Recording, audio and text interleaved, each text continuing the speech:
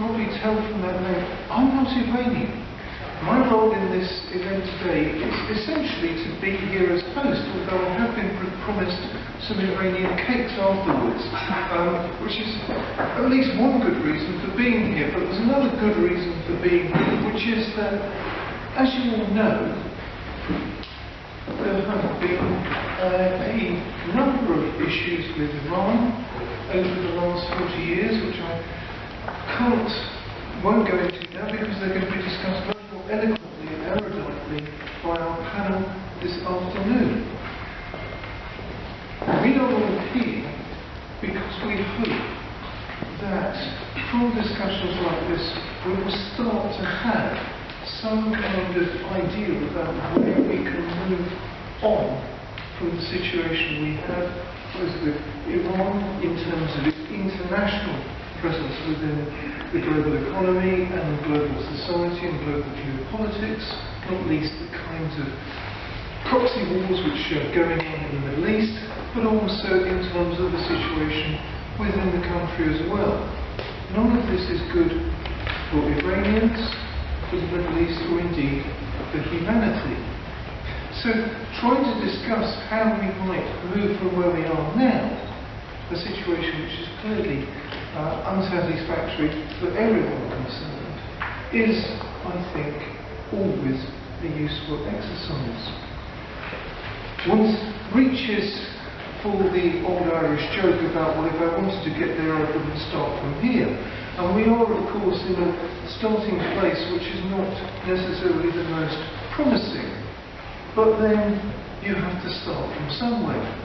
And I'm very privileged, as indeed I'm sure we all are, to have such a distinguished panel addressing the questions of how indeed do we get from where we are now to something which is going to be more satisfactory for all concerned.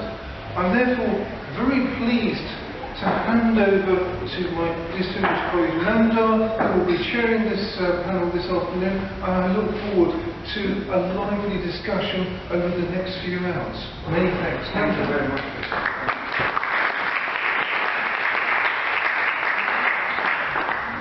Thank you very much, Pippa, and thanks to everyone for coming to this conference. I hope more people will join us, especially I know it's during the day and maybe a lot of people are working, but that's why we got the call from 2 o'clock until 8 o'clock in the evening, so there will be plenty of chance to discuss, unlike many other events that we hold usually on Iran's situation, that there is always a shortage of time to do question and answers and discussion.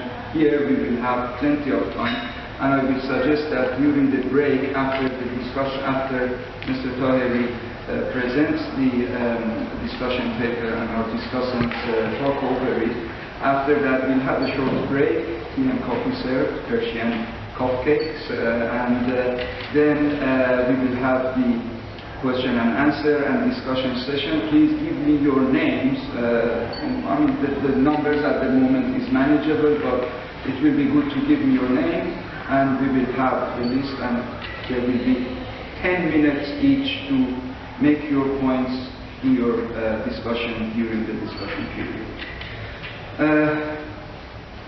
Just to let you know, you all have an executive summary on the chairs that is there. I do have the full copy of the discussion paper with me on the table there. Again, during the break, I can give it to everyone, and we will have it during that time. So, again, it is with great pleasure. I'm here myself as a visiting lecturer and researcher at the University of Westminster. Thanks to Professor Catterall, we have this lovely, beautiful hall of the university for our conference, and we have, as because a distinguished panel here to make the presentation and do the discussions afterwards. I would thank everyone again, and I would like to ask Mr. Taheri to present the paper now. Thank you very much.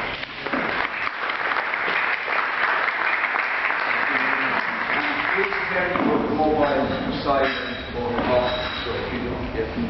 Could I do my presentation from here? Up to you. No, that would be too political. I'm trying to be academic. That's fine. So,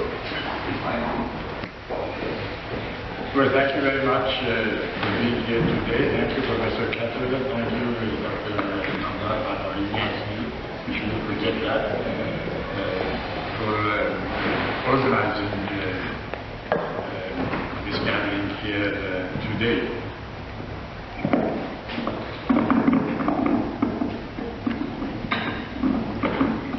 Well, when we started discussing today's event, the idea was to offer a kind of diagnosis of what's wrong with Iran before we can search for solutions to Iran's many problems. If you permit me, I'll just start with a kind of anecdotal introduction to the paper before going to the paper itself. I give you just three cinematographic scenes. Imagine that is a film in front of you. You have the government of the Islamic Republic getting in touch with an Iranian lawyer who is working in Canada, who has a good career, is internationally recognized, very distinguished, and so on, inviting him to come to Iran to help the Islamic Republic during their negotiations about the so-called nuclear deal. So the man, after a while, returns to Iran, helps them, gives them legal advice, and all that, and then the President of the Islamic Republic grants him the highest decoration of the Islamic Republic. So far, so good. A few months later, the same man is arrested on a charge of espionage and hostage. Very strange. What's going on? This is one scene. Another scene, imagine we were at the House of Commons, British House of Commons, with Nazenin Ansari sitting next to me, with a number of British parliamentarians and other politicians and some Americans who had just come from Washington. Very nice dinner, but for those who are interested in wine, very good, was it Bordeaux? Bourguignon, I don't know, because I don't drink, I'm not very well versed in that. And then suddenly the discussion switches to shall we start bombing Iran? I can imagine for after dinner discussion. So Nazanin bangs on the table and says I could suggest other topics for the after dinner discussion. What's going on? The third scene, imagine it is in Iraq. A delegation comes from the Islamic Republic to inaugurate a newly built school. Iran has given money and built a very nice school in a village called Satrahendia, which is blessed by the fact that Imam Hussein passed through it on his way to Karbala and so on. So the inauguration is a success. They distribute Iranian sweets, not as good as the ones you are going to have today, because it didn't come from Yazd. They pray together, there is a mullah who makes a speech, it all goes nice.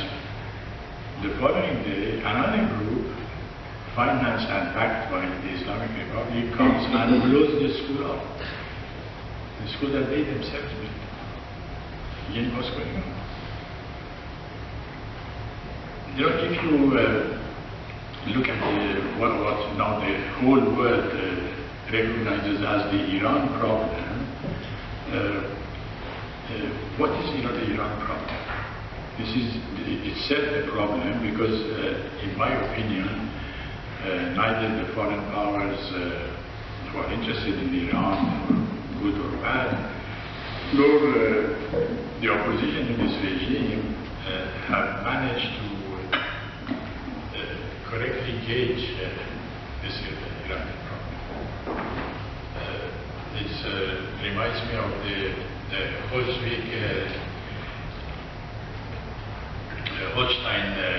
Schleswig-Holstein problem of the 19th century, and the quip attributed to Lord Palmerston when they asked him to explain what is this problem. He said, well, nobody understands it. There were only 3 people who knew it.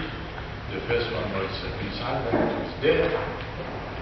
The second one was a German philosopher and expert who has been convicted by amnesia, so he doesn't remember anything. And the third one is me, and I can't tell you. So it remains a mystery. I thought for a long time, what aids us. Iran is a sick society. We want to admit it or not. How did we get here? Why are we there? And what is happening to us? I found the answer in our classical historians who traced the course of our history in several different stages. The first stage, according to our classical historians, is the stage of conquest. A new force comes and conquers the territory. This is called the stage of battle. Once you have done that, then the second stage is domination. You have to dominate the area that you have, or the region, or the country that you have conquered. The third stage is control, or sorte. You not really control the region in the sense that you can prevent something from happening, and you can also make sure that something that you want happens. This is control. The next stage is in Persian hukumat, or kind of governance. So you can give a framework to the society under your control, that you have dominated, that you have conquered, and so on. And the next stage is the creation of a state, or dolat, which is the highest stage of development that our historians imagined. Then I looked at Iran's long history, and I saw that whenever Iran succeeded in arriving at the final stage, it could live in peace and harmony and progress and create civilization and culture for as long as the genius of the Iranian people, the resources, the nation's potential could be directed into creative channels thanks to this, the creation of this state or statehood.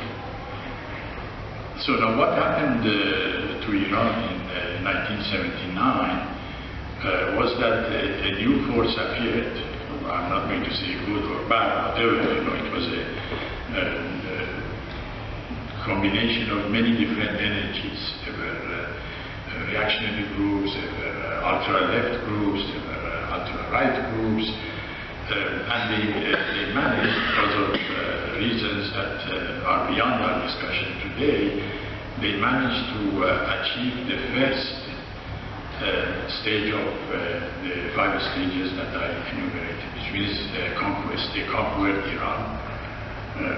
And then the first thing they started to do was they tried to destroy the Iranian state. They tried to disband the army, they tried to dissolve the bureaucracy, they closed the universities for 2 years, expelled 6,000 professors and other university teachers, massive purges in governmental departments and so on. But again, for various reasons, chiefly because of the war with Iraq, which started soon after the revolution, And because of their own inexperience and because the forces of conquest had never been united, they had different agendas, and the dominant force among them, the Islamist force, had nothing to offer, because Islam does not have a political scenario or a strategy to offer. The very words such as politics, government, the state, they don't exist in the Quran, and they didn't exist in Arabic language at all until the 19th century. So they had nothing to. So because of these deficiencies, they failed to destroy the Iranian state. Because they failed to destroy the Iranian state, they created parallel organs for this state. So alongside the army, they created the Revolutionary Guard, then alongside the Revolutionary Guard, they created the Basij, and alongside the Basij, they created, it's like a cancer that multiplies. The Iranian system of justice was based on the Napoleonic Code, and there were courts that had been functioning for more than half a century. They remained in operation, but alongside they created Islamic revolutionary courts.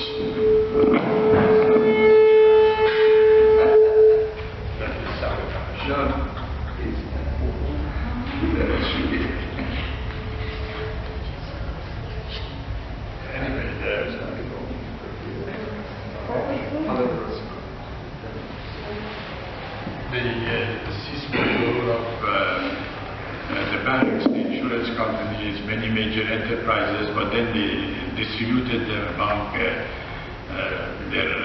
favorites and so on. So the whole chaotic reality was created alongside the reality of the Iranian state, which was a very well-disciplined state, which was very strongly manned with over 500 years of experience, at least since the Safavid era. Iran was one of the oldest states in the world. If you go back to, I don't know, 1500, how many states were there in the world?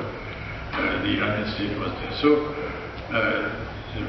we entered the phase of our history in which we are suffering from what I call an historic schizophrenia, a duality, a dual personality of Iran. There are two Irans. Iran as a vehicle for a revolution, and Iran as a nation state. The problem is that those who deal with this Iranian reality ignore this fact. So, for example, the U.S. Secretary of State Pompeo has published a 12-point desiderata, or what his demands from Iran. In fact, if you look at them, all these demands are either already satisfied or could be satisfied in half an hour. But Iran cannot do it, because which of the two Irans is going to do it? So we are blocked. The Iranians who demonstrate against the regime, for example, last year, those who had lost all their life savings in fancy rackets backed by some mullahs, they demand justice, they demand inquiry, they demand compensation. These are the things that a nation state can look after, but not a schizophrenic reality. Who is going to do that? There is nobody to do that. So what you are asking for, even if the present controllers of Iran, those who are in power in Iran, even if they wanted to, they can't do it. Even when they know and they admit it, they admit that the way they behave is wrong, they cannot change their behavior. The reason is that the DNA of the present situation in Iran is a wrong DNA. The scorpion does not sting you because he wants to be nasty. The scorpion must sting. So the problem is not a problem with the personnel. When I look at those who are supposedly running various departments in Iran. They all have PhDs, I don't know, from MIT, from Harvard, from Oxford, from Cambridge. They look certainly better educated than the present British government, but they can't do anything. The reason is that the mechanism for normality, the mechanism for statehood does not exist. So what has been the response of those interested in Iran, inside Iran and outside Iran? Those who are suffering from the present reality in Iran have tried everything from the beginning. President Carter, was the first to come into contact with this new Iranian phenomenon. Really went out of his way to establish contact with the new revolutionary leadership. All the top leaders of the revolution who were in Iran, they met with American diplomats. There was the American political first secretary, Mr. George Lambrakis, who is still alive in Paris, met Ayatollah Baghaei-Yazdi, Ayatollah Taheri, Ayatollah Baghaei-Yazdi on a regular basis. Then President Carter sent the NATO military commander, General Heiser, to Tehran to persuade the Iranian army not to intervene and to allow the revolution to run its course. The general attitude of the United States under President Carter, I'm not saying that they plotted against the Shah or another thing they say, but the general attitude was that the Iranian people are fed up with the Shah has peaked out, we have to help them, take the revolution to fruition.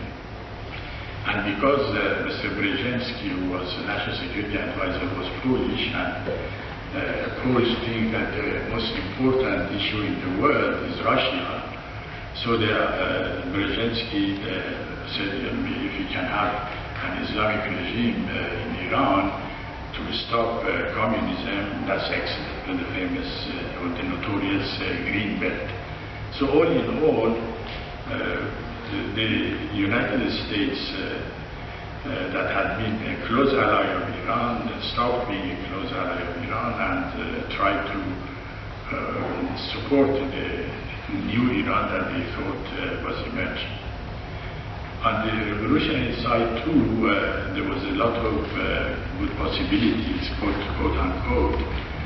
5 ministers of the first cabinet set up by Mr. Khomeini under Prime Minister Bazagan were either Iranians who had naturalized as Americans or were holders of green cards, which is American permanent residency. So it was fantastic. What else do you want? What they did not realize, again, was that Iran was entering this phase of duality because it wanted to live in 2 different worlds. It wanted to be 2 different things, 2 contradictory things, and it wanted to pursue mutually exclusive goals. And it was nobody's fault. It was, an act of God, as one might call it. So the rest is, as you know, is history. Then, of course, the military action against Iran was tried. On the 18th of April 1988, the U.S. Navy sank the Iranian army in the Persian Gulf. Mr. Khomeini did a tactical retreat, but the problem remained unsolved. Then they tried to bribe the present regime, and the height of bribery was with President Obama, who really went out of his way. Just imagine what the President of the United States did to please the Islamic Republic. He created a parallel Security Council, UN Security Council, by creating the 5+1 business, in order to take the issue of Iran out of the Security Council, which means out of the framework of international law. He also pressured the International Atomic Energy Agency not to intervene in Iranian affairs and just to do what it is told. Again, you know, all the NPT, all international treaties were set aside. He smuggled money to Iran, like, you know, some of these television thrillers, to get to release them. The Iranians said we want secret negotiations, so okay, we go have secret negotiations. Whereas since the time of President Roosevelt, one of the articles of U.S. diplomacy has been to avoid secret negotiations. So he did everything necessary to achieve what the other side wanted. And publicly he disowned his own Secretary of State, John Kerry, on at least 2 occasions, by saying publicly on television to go and accept the Iranian point of view. And the other side, the Iranians too, also, you know, at least a chunk of them wanted to reciprocate all these things, they couldn't. In the end, they were unable to turn this agreement into Iranian law because they did not want to admit it. They could not admit the UN resolution, the UN Security Council resolution. So again, this duality prevented Iran from taking a decision that amounted to a gift given to you. They said, no, we don't want it. So the problem of Iran is that as long as Iran has not come out of this duality, as long as Iran has not re-become a nation state, asking something from them is useless, attacking them militarily is useless, imposing sanctions is useless, it will only make the Iranian people suffer.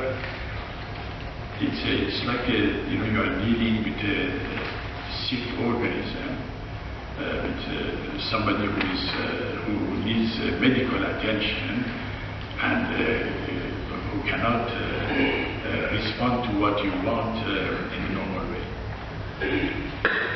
There are many ways of doing this. The first thing, as far as we Iranians are concerned, is to discipline our political activities by giving it depth. In Iran, you know, because we have not had a political life for many decades, we think politics is very easy. You know, it's enough just to utter a few slogans, and there you are a politician. You know, make a speech, and you are a politician. We also think that politics is about ideals, not about reality.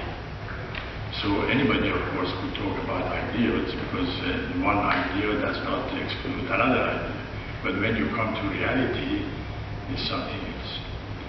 Iran had the oldest communist party in the Muslim world. For 50 years, they did not even translate a single pamphlet by Lenin. All they did was just to utter slogans and go around. Iran had the so-called nationalistic movement under Dr. Mossadegh and so on. They never published a single article analyzing any aspect of Iran's politics. They just, you know, published pamphlets against the Shah, attacking him, you know, personally, and so on. Easy politics. The opponents of the Islamic regime, actually Islamic regime too, they are not the same. They have either had recourse to violence in the early stages there, or just to slogans and generalities. As a result, what you know, I don't know, more sophisticated societies is called the bread and butter politics. It has absolutely no place in Iran. You know, we do not consider politics as the art of solving problems, which is difficult. We don't conceive of politics as the art of the possible, the art of, not the art of the desire. As a result, a great nation like Iran, with 80 million people, strategic position and so on, has worked itself into a tight corner from which coming out will not be easy. Fortunately, as far as the foreign relations is concerned, there are some mechanisms for helping Iran gradually, depending on the events, the rhythm and tempo of change may be different. Gradually, cease being a revolution and re-become a nation state. When the revolution happened, Iran was the only country in the Middle East and one of the few countries in the world which had fully demarcated borders. Which is amazing. There are 23 countries in the Middle East. All of them have border problems with each other except Iran. So if we apply the border agreements that we have with our neighbors, which means if we act as if we behave as a nation state rather than a revolution, we will not run into the troubles that we have been running into recently. I give you two examples. One example is, we have a treaty with Afghanistan about the sharing of the waters of 4 rivers, Palian Rud, Hari Rud, Farah, and Hirman, which has been in place for half a century, and it always worked. There's systems for regulating what they call the debit of water, and so on, and there was no problem. The Islamic Republic, because this treaty was signed under the Shah, has denounced it. And now, of course, because of the chaos created there, you have shortage of water in 3 of Iran's eastern provinces. The response of the Islamic Republic has been to send a military group to, which last year, they destroyed 9 Afghan border posts and bombarded here and there and so on. They are typically, they think that by force and by being revolutionary, you can solve something that doesn't need to be a problem, because there is a mechanism for it already in place, tested over time. Another example, on the other side of our country, on the border with Iraq, we have the 1975 treaty with Iraq, known as the Algiers Treaty, under which the Shatt al-Arab waterway, which is a confluence of the 2 great Iraqi rivers, Tigris and Euphrates, and the great Iranian river Karun, is divided on the basis of Talweg, or the deepest point there, and joint navigation, etc. All of it is foreseen. And yet, Shatt al-Arab remains closed. As a result, Khorramshahr, which was our biggest port for over half a century, is dying. Nobody goes there. Iraq's biggest port, Basra, cannot function because the Shatt, or the waterway, or the estuary, is closed. Why? Because the Islamic Republic wants to push everything by force. It doesn't want to go back to a treaty signed by the cursed Shah. Go to the north to our frontier with Armenia, which 2 days ago they declared they may close the frontier with Armenia. Although we have been, or the Islamic Republic has been supporting Armenia against Muslim Azerbaijan, another paradox of this odd system. We have 2 dams there on the border river Aras. And one of the dams, Khuda-Farin, has finished its useful life. It could become a danger. If it breaks down, it could flood hundreds of villages on both sides. And again, there is a mechanism for it. There is a treaty that we signed with the Soviet Union and so on, but the Islamic Republic does not recognize Armenia, which it supports in other fields, as the successor state to the Soviet Union, as one of the successor states. So what I'm saying is that as far as the minimum duty of a nation state is, which is to protect its frontiers, and the security of its frontiers are concerned, we have the mechanisms, we have the possibilities, we can't do it. Yesterday, the Islamic Republic decided to hand over control of 2 of Iran's eastern provinces to the regular army from the revolutionary guards, from the 2 parallel armies. Why? Because the revolutionary guard uses revolutionary tactics. It doesn't behave like an ordinary, cool, calm, planned, disciplined force. And they have made a mess of things. The Iranian eastern frontiers have become like the Wild West of the United States, in the old times. So this duality at every stage is existing. Iran, before the revolution, had joint economic cooperation commissions with 32 countries. All of these are frozen. We had the best deal with the European Union. Now everybody is worried about Brexit here. We will forget that Iran was the first non-European country to sign a special agreement, a special free trade agreement with the European Union, signed by Lord Tugendhat, who was the European Commissioner for Foreign Trade at the time, British Lord, and our Minister of Economy, Hassan Ansari. But again, they don't even talk about it. A couple of months ago, the Islamic Foreign Minister Zarif suddenly remembered that Iran has a treaty of friendship and cooperation with the United States and took the U.S. to court, international court at The Hague, for violating the treaty that they themselves had already violated by seizing the American hostages in Tehran in 1979. So you can imagine, the kind of surrealistic situation that is created. The British Foreign Secretary Jeremy Hunt went to Tehran to ask for a favor to have Mrs. Zahari Radcliffe released, so that Prime Minister Theresa May has something good to offer, in this Brexit business, on the eve of Christmas, to show that things are not so bad and so on.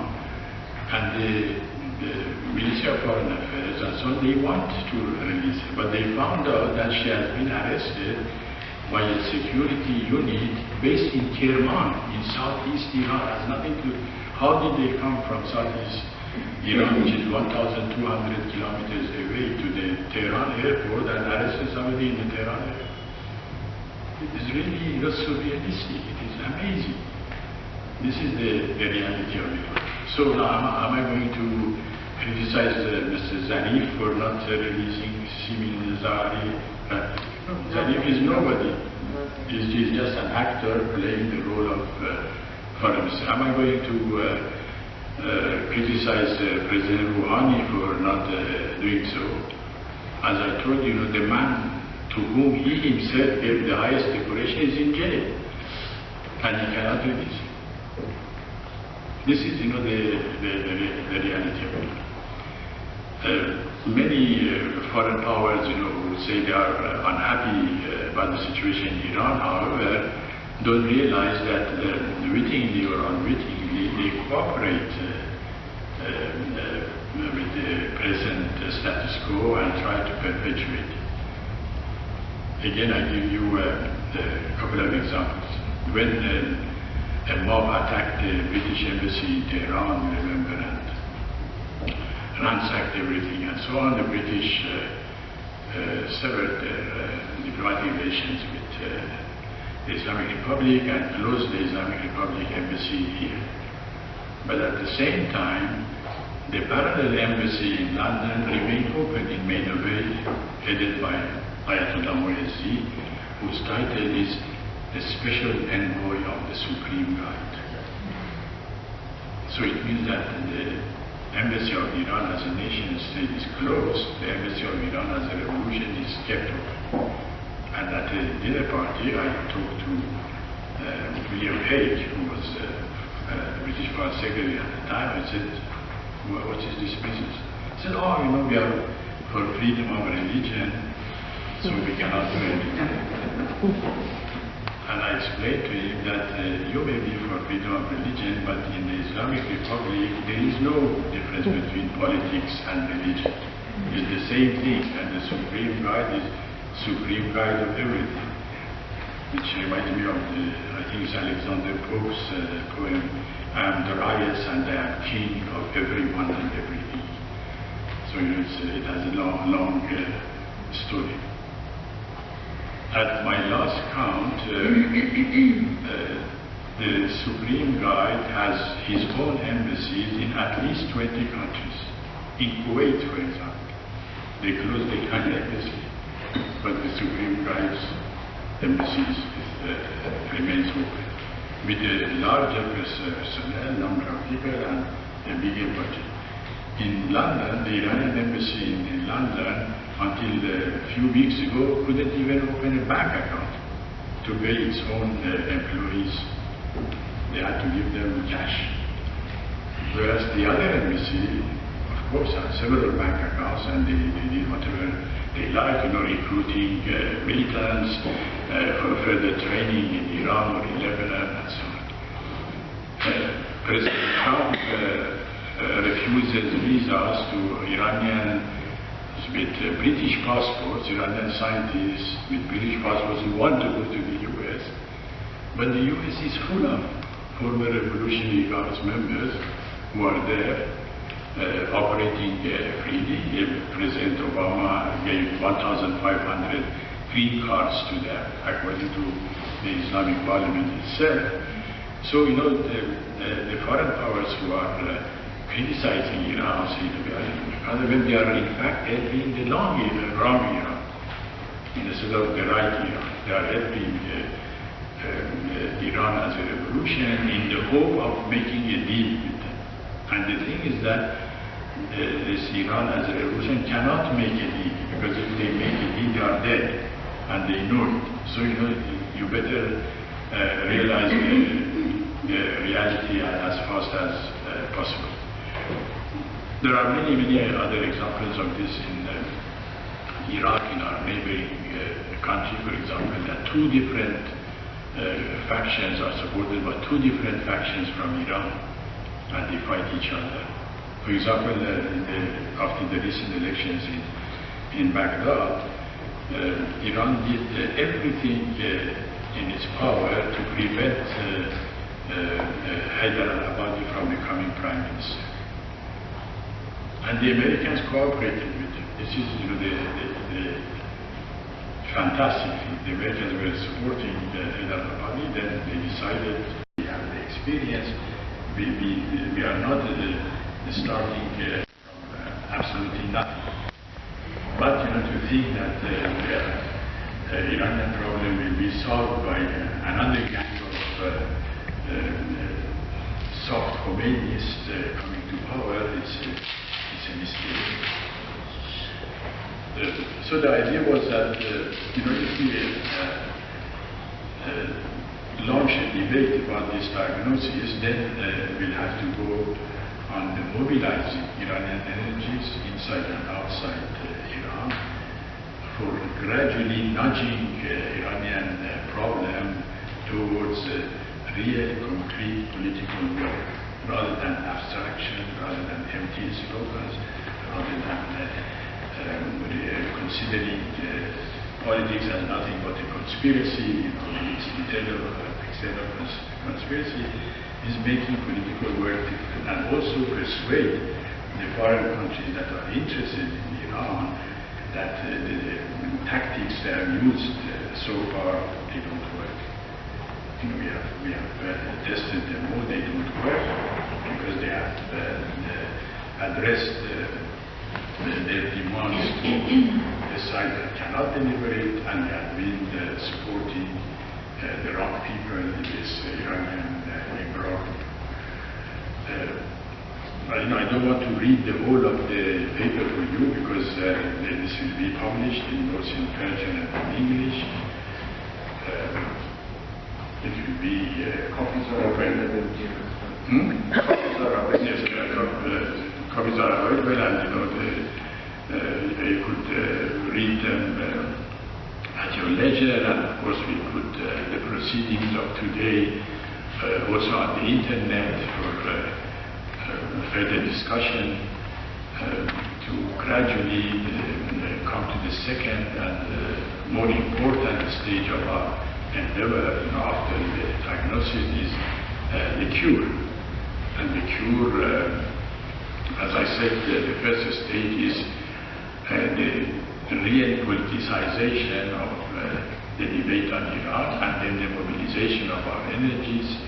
We have fantastic reserves of intellectual, technocratic, political, diplomatic expertise inside and outside Iran, which we could mobilize to address concrete issues, to suggest policy outlines for the re-emerging Iranian nation state, how to repair Iran's international relations, how to save the Iranian nature and environment from destruction as it is at the moment, how to revive the Iranian economy. We have the means to suggest ideas and policies in all those domains, on social issues, on cultural issues, on educational issues, to guide the immense energies that our people have into concrete things that could be verified, could be checked against performance, could be opposed, could be criticized, something tangible. So today is the first stage, and I would welcome the discussants as well as the comments on the diagnosis is concerned. Thank you. Thank you very much.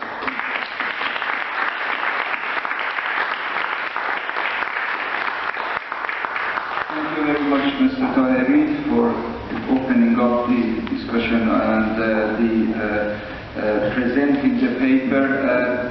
We now have three discussants. I should have actually introduced everyone on the panel, but I don't think they need any introduction. Mr. Taheri, everybody knows, international journalist, one of the most prominent, I should say, Iranian journalists, international journalists.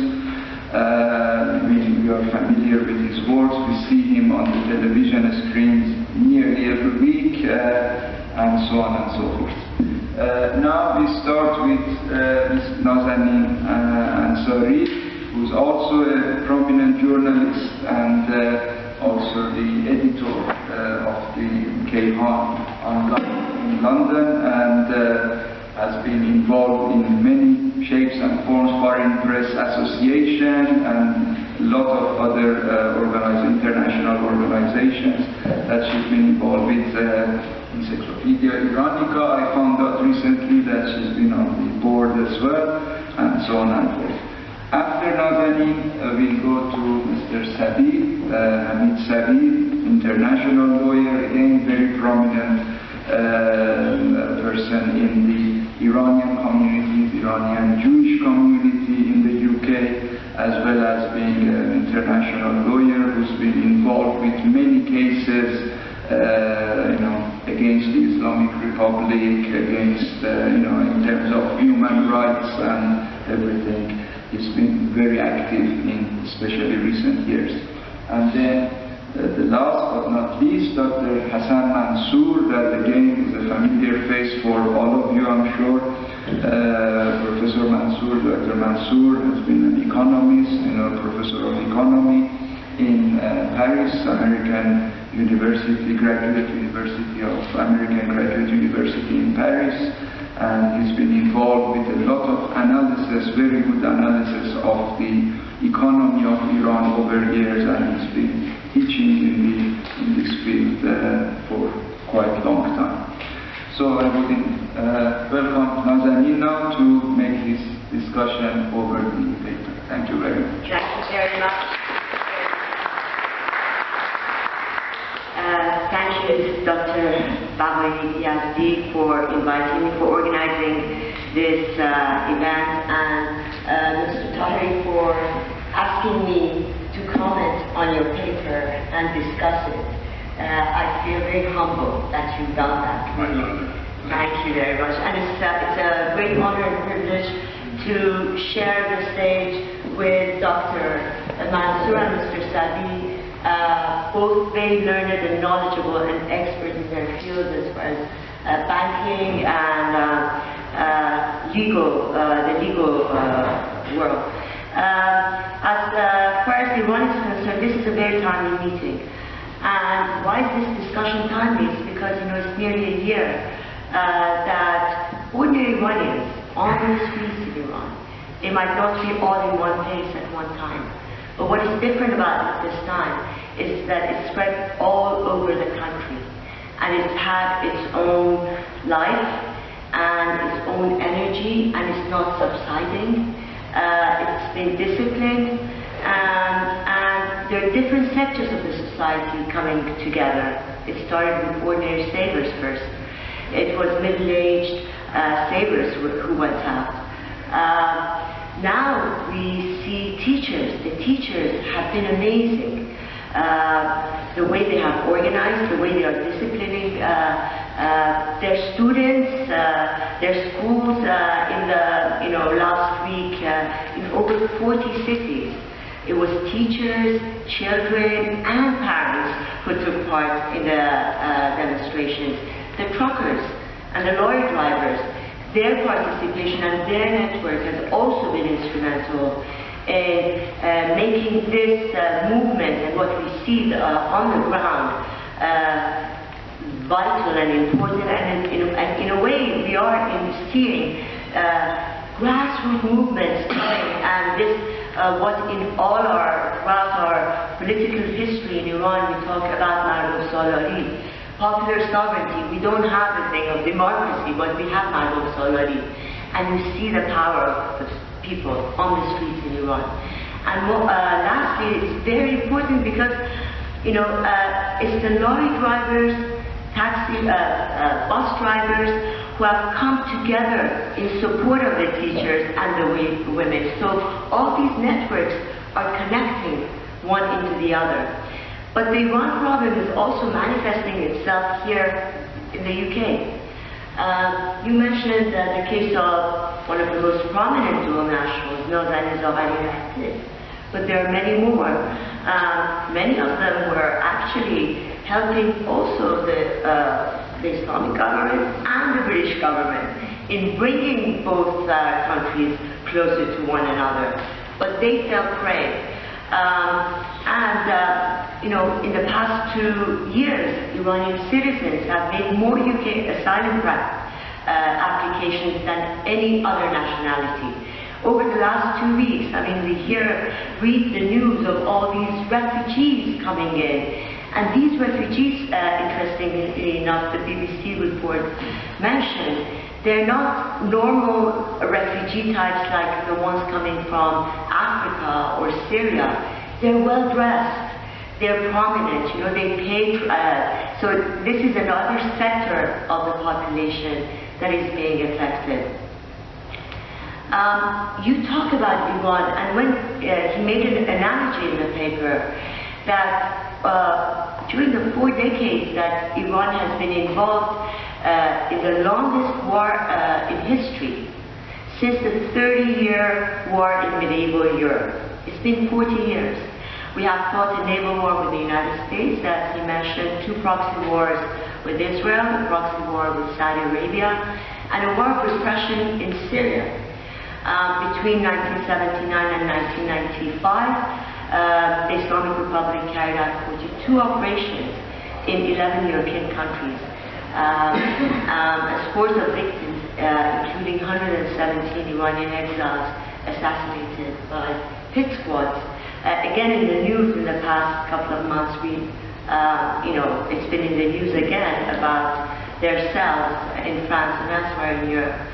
But despite many ups and downs in these relations, they be a collective closure of EU embassies in Tehran. The EU, 3 and others have been trying to engage the Islamic Republic.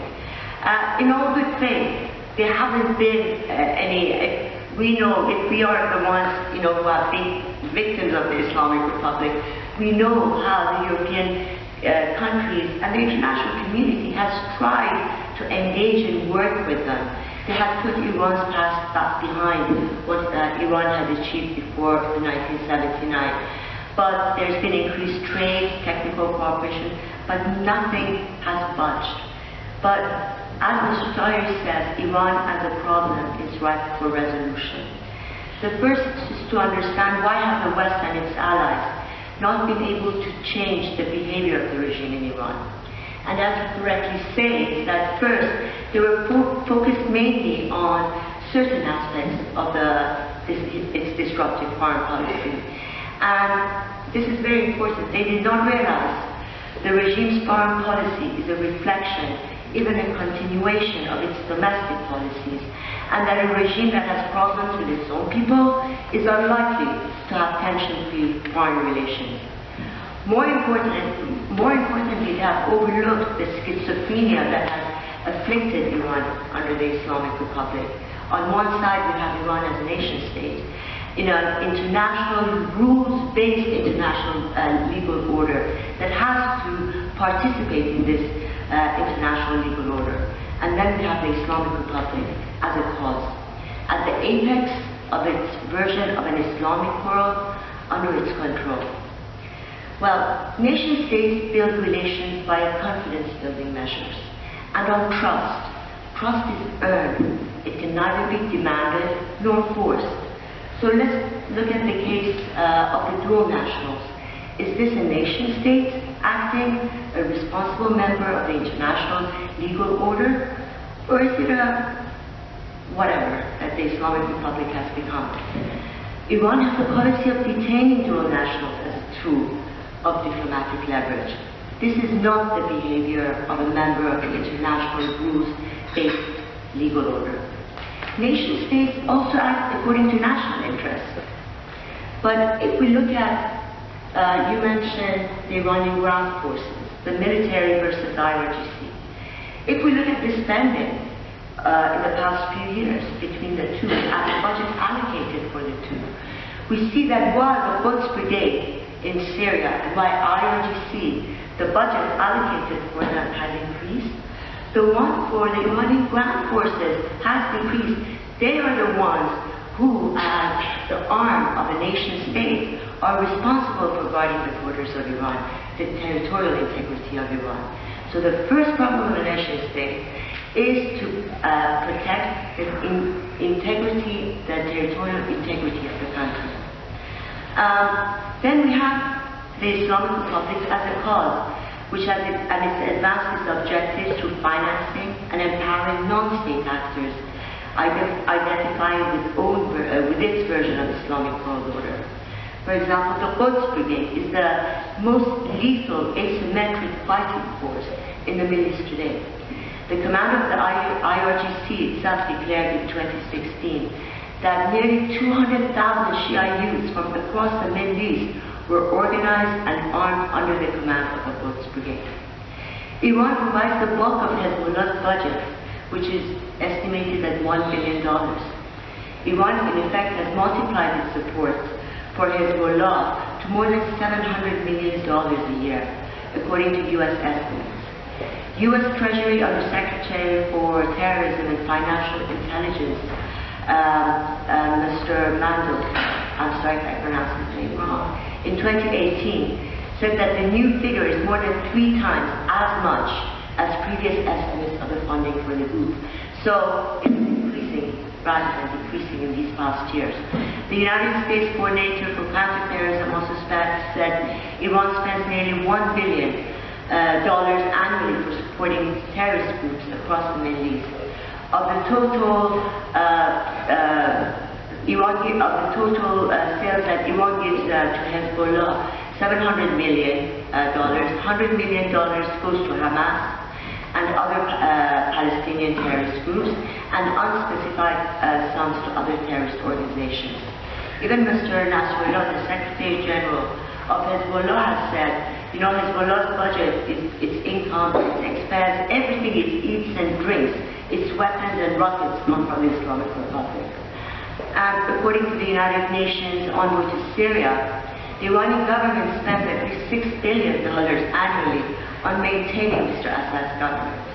Nadim Shahadi, the director of Fair Center for Eastern Mediterranean Studies at Tufts University, maintains that his research puts the actual number at $15 billion annually. Now, this is not a nation state, a responsible member acting. This is a suicide, on a suicide mission of a cause. Amir Taheri's solution is to strengthen the nation state. He reminds us that when Iran acted as a nation state, we were the first ones to adopt an international covenant banning slavery. Iran did not join either the two rival military blocs, NATO, nor the Warsaw Pact. It also refused to take part in the Korean War and the subsequent wars in Indochina. Wherever it took military action, as was in the case of Oman, it was to protect its security interests as a nation state and not in the pursuit of an ideological goal. Elsewhere, as in Morocco, Somalia, Sudan, and Lebanon, he maintained Iran's military assistance was prompted by concern for stability or a peacekeeping mission sanctioned by the United Nations. By the 1970s, when Iran, as a nation state, established itself as a force for peace, it had close ties with the Western world and cordial relations with both Soviet Union and China. And as he reminds us, it was thanks to that distinction that the rival Cold War blocs nominated Iran's ambassador to the UN as head of the organization's crucial disarmament committee. So it was as a sovereign state that the Iranian government signed the following international conventions that are still active today, but it does not abide by. Number 1, UN Covenant on Civil and Political Rights and the International Covenant on Economic, Social, and Cultural Rights, the Universal Declaration on Human Rights, the Convention of the Rights of the Child, the International Covenant on Civil and Political Rights, and the Convention on Abolition of Slavery. So how do we turn the problem into a solution for the sake of peace in Iran and as vitally for the sake of international peace? Amir Taheri proposes that basic infrastructure of nation-states remains intact on the ground and empowering it by bringing the control of the non-tax-paying foundations as well as education under its supervision and control. So, give more power to the central government and take away the offices of the supreme leader and the other leaderships that basically control elections, and they do not respond. They are not responsive to citizens' demands. I would add that the restoration of the Iranian state demands a new secular constitution. You cannot take the laws that are 1,400 years old and superimpose them on a 21st century super complex society. And this is according to Firuz Naderi. And for all of you Iranians, we Iranians know, and for the benefit of our international friends who are here, Firuz Naderi is the father of the Mars program. Yesterday, the Mars Insights landed on Mars to dig into. It's one of his creations, and so he is hopeful for the people power. But let's get back to laws. Sharia laws, which you referred to as part of the civil codes and laws, are in contradiction to Iran's international commitments. All rights given to citizens under the Constitution are conditional upon the Islamic guidance, which is vague and gives way to arbitrary rule of law. So, supporting women's aspirations, because women are at the forefront of this struggle between tradition and modernity. And our struggle has been for over a century. So supporting women's aspirations for gender equality, political participation, and economic integration should become synonymous with the aims of any government intent upon modernization and development. And when you look at the legal status of women under the Constitution, you see that it also involves laborers. It doesn't matter. Iranian women constitute more than half of the population, and respecting their rights would go a long way to respecting the rights of all of the society at large. I mean, the problems that are concerned with the women is, number one, in the articles of the Civil Code that pertain to women and families. That needs to be changed. Then the labor laws. Now we talked about laborers are on the streets, bus drivers. There are labor laws in Iran that were instituted even before the revolution, but because of Iran's international obligations, they need to be implemented. And the labor laws also prohibit women from being employed as judges. So there you go. That's another way of changing the constitution and allowing the forces, the energy of the populace to breathe. And finally, the penal code needs to be changed totally, which places the value of women at half of that of a man. This is unreasonable. If Iran wants to modernize, why should women have only the value of my life? It's half of that of yours, Mr. Taheri. I know you don't agree with that, but so let's keep that in mind first. So, what is the role and responsibility of us, the Iranian expatriate community? Again, Dr. Firuz Naderi said, when I interviewed him, that he believes the energy, knowledge, and talent of the workforce of expatriate Iranians can work in tandem with the young, educated, and bright populace in Iran to realize explosive and sustainable growth in Iran. So we need two sets of inputs, one from the grassroots and another from international sources to influence policy. We have seen what is happening, what the people want on the streets in Iran. And we are blessed with having bright minds within the expatriate community. Every year, since 1979, between 150,000 to 200,000, and these are very conservative estimates, of university graduates mostly, leave Iran. They are outside in Europe. We see the best minds here in UK, in Europe, and in the United States, in the Silicon Valley. And I know you are also in touch with a group who have their hearts set upon providing this energy for bringing about this transition. Because without a doubt, we are in a period of transition from an old model to a new model. The old model no longer works. The system is broken down.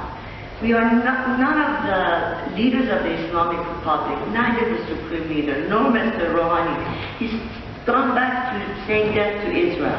Mr. Zaid, they haven't been able to provide any, what step next? They can't do it because the system doesn't allow it, as Mr. Taheri said. So I want to end with something when I was reading a few years ago, and it was about, I was invited to speak at a conference in Italy about women's movement in the Middle East. They were from Algeria, from Tunisia, from Iraq, and from Egypt, and they wanted to know what is the secret of the Iranian women's movement. That was their main question, and that's what, I was there just to give a review of what historically women have done. And I was reading it again today, it resonates with the pulse of the Iranian street today.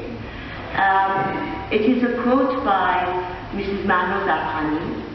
She's the CEO of Women's Learning Partnership, but for many of you, you know her as she's the first woman minister in Iran before the revolution. Minister of Women. Minister of Women, yes. So she says, the Iranian women movement today is heir to over a century of activism and sacrifice. In its latest incarnation, it is a movement without leaders, a movement without offices or special locations. It is within every woman's heart and is carefully nurtured in every home across the land. Sorry, I have mother to two girls. My two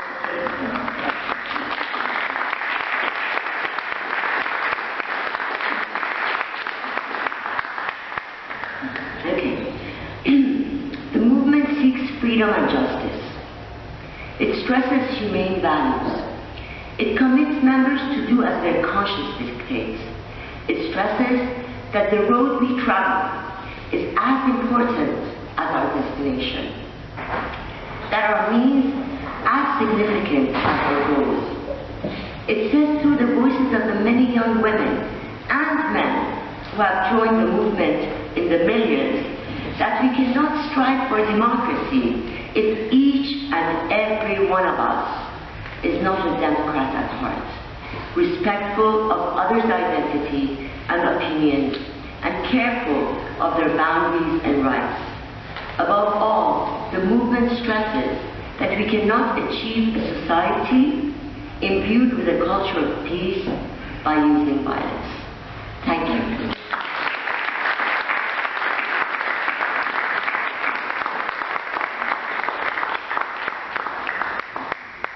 Very much, Nazenin. It was fantastic. Thank you very much. Your take was great, and I really appreciate it. Now I will invite Mr. Sabi to give his account of the paper presented here. Thank you very much, Mr. Sabi. Thank you very much. Thank you to Mr. Taheri for his fantastic presentation, and Nazenin for an emotional and political. Iranian woman. I fully agree with Mr. Taheri that the failure of foreign powers to deal with Iran, what Mr. Taheri calls Plan A, is principally due to their lack of understanding of the duality of the two states that Mr. Taheri has pointed out so carefully in his paper. And as long as we do not recognize the difference between the revolutionary side, I call it Islamic Republic, and the nation-state side, which we call Iran, no solution can be found, because you have first to recognize that these two cannot coexist anymore. And we have seen the result, of course. All the attempts by Islamic Republic to destroy all the structures of the statehood has failed, but it has weakened it substantially. And what we have now as a nation-state of Iran is substantially reduced level of what it used to be some 40 years ago. At the same time, the failure of the Islamic Republic to destroy that and replace its own ideology had reduced the revolutionary government or Islamic Republic, the prior state, to dysfunctional government and all the problems that we see, corruption and problems. And it's absolutely right when Mr. Taheri says that the energy that had gone into just criticizing the Islamic Republic or criticizing the mullahs is wasted energy. Let's focus on what we want to build in the next Iran.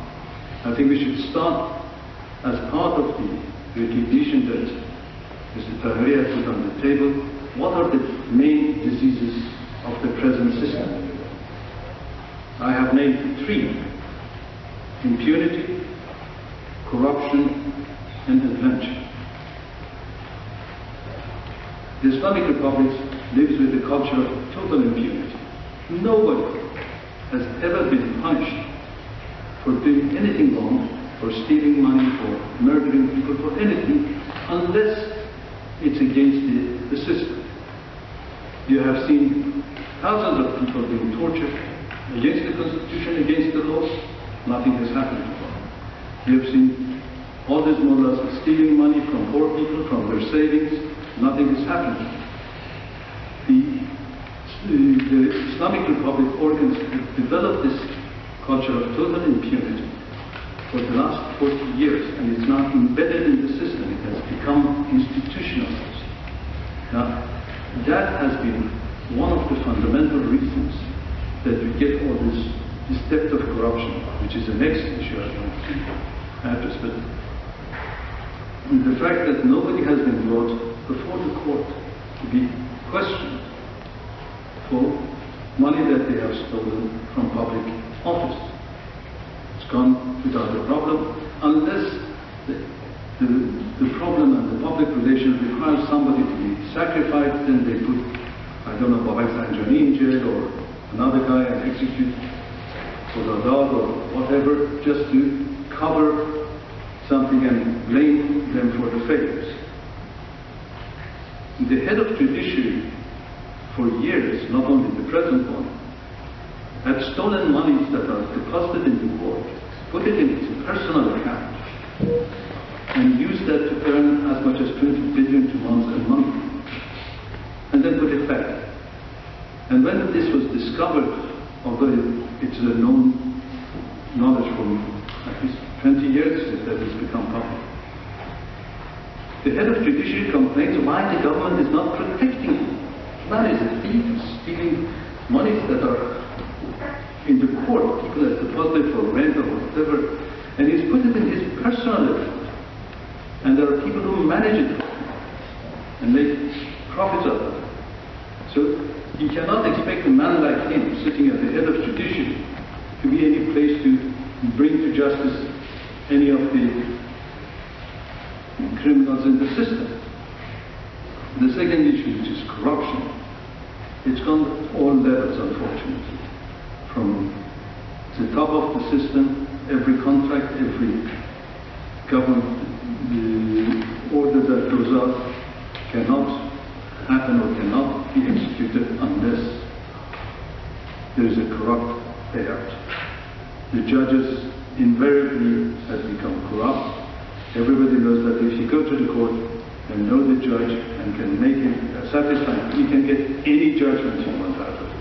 There have been some so ridiculous judgments issued by the Iranian judiciary that is unbelievable.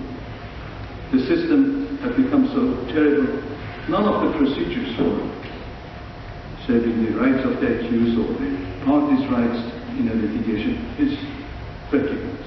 And because there is nobody to question that, this goes unchecked. It is at very dangerous levels. The disaster for Iran has been amazing. I mean, Iran is now being sued right, left and center for billions of dollars, and unfortunately Iran as a state, not Islamic Republic as such. If you check all these cases that are in the international arbitrations, one way or another it relates to the corruption in the system. They have not allowed the transaction to go there because the right officials were not paid or promised to be paid and were not sufficiently paid or whatever reason. And as a result of that, very important contracts have not been performed. Billions of dollars lost by Iran and billions are being claimed as damages. And finally, you come to the question of adventure. From the beginning of the establishment of the Islamic Republic, they have pursued an adventurous policy, both internally and externally. And this adventurous policy, some of them had not only immediate and no benefit at all at any time for the system. They have just damaged the Iranian nation state. They have also damaged the Islamic Republic. And this adventurous regime has created a lot of problems that are completely related to Iran. I mean, what are we doing in Argentina, in different countries around the world, trying to foment rebellion and disorder in these countries? A country like Iran, which has very defined borders, as we explained, and limited interest in the area, has no interest in countries around the world, from Papua New Guinea to Australia, to create all these sorts of problems. The reason I would like to address this is that as long as these cultures are retained in Iran, the chances of getting to Plan B becomes very limited. We have to accept that we cannot reform, as Mr. Taheri mentioned. This is not a regime that can be reformed because it's fundamentally flawed, and we cannot change it and make it better unless we go to complete change from the root and branch all the way. And if you cannot, but if you make a compromise with the existing system, what happens, as you can see in Russia, you will leave the country to the gangsters and that sort of bunch that were running the country. You have to eliminate these three aspects of the present Iranian regime, and that's where I come to Mr. Taheri's proposal that merging the Revolutionary Guards, for instance, in the Iran's standing army, would only infect the standing army with the same virus that the Revolutionary Guard is having. The culture of impunity, the corruption, the depth of corruption that is in the Revolutionary Guard, and has unfortunately gone down to the lowest members of that organization. If you want to merge the revolutionary courts with the ordinary courts, what you get is a bastardized system that is neither revolutionary nor Iranian and is full of corruption. You have to eliminate these rights. And if you look at the present situation in Iran, those who are actually fighting the system and fighting it very successfully, invariably they are women.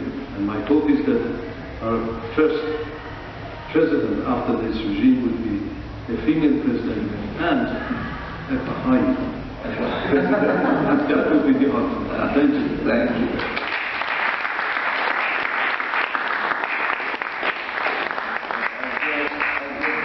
Cannot do any political principle, but anyway. Thank you very much, Mr. Sabi. Thank you very much for your take on the discussion paper.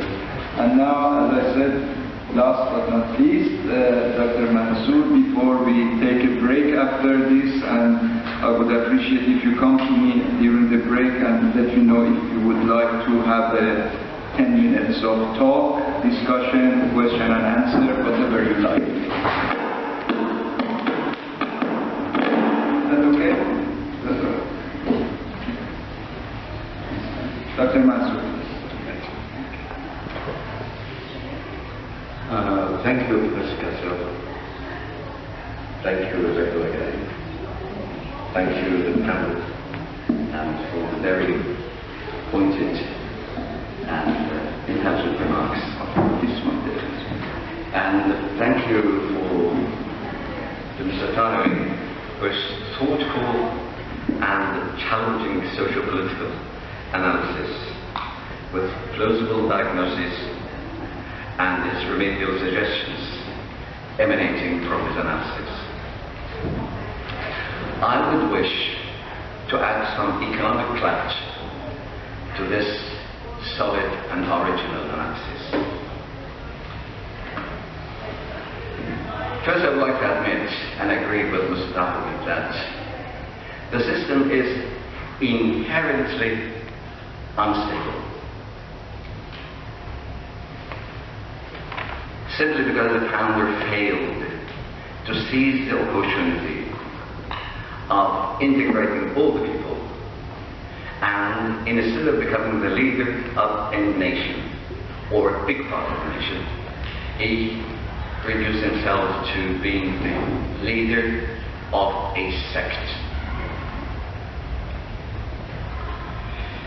This historic failure,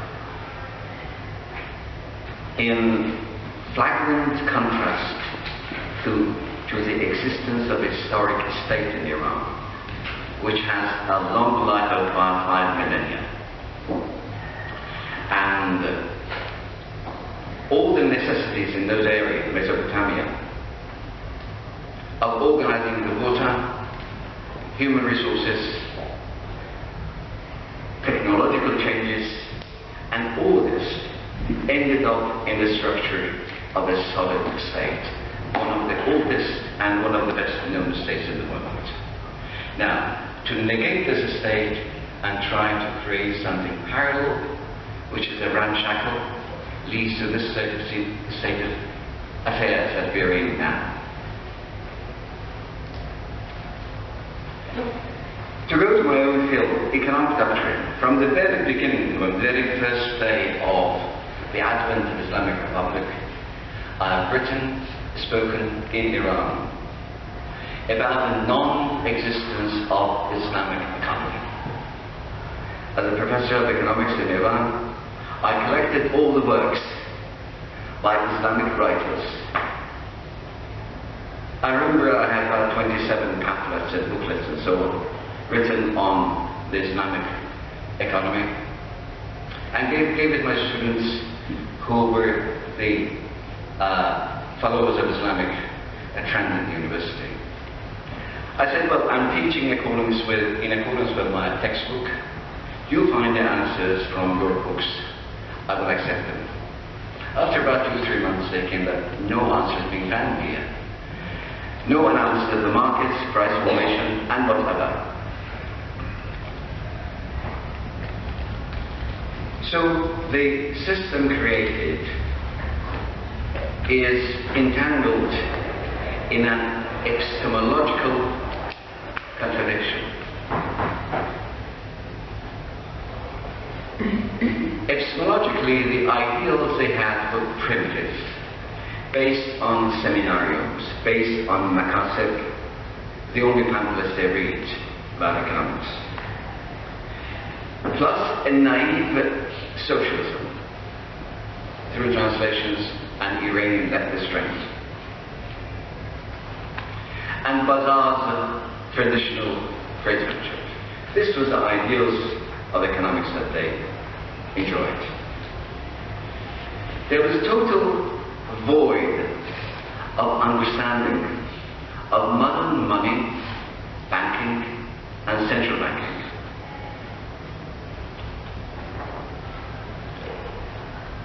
This epistemological turmoil continues as of today. Any Western observer will be surprised to see that the regime is advocating contradictory policies at the same time. They talk about privatization. In the meantime, they attack liberalism every day. And they resort to distributing the justice shares, Sahame Adalat, which is semi-socialistic sort of thing.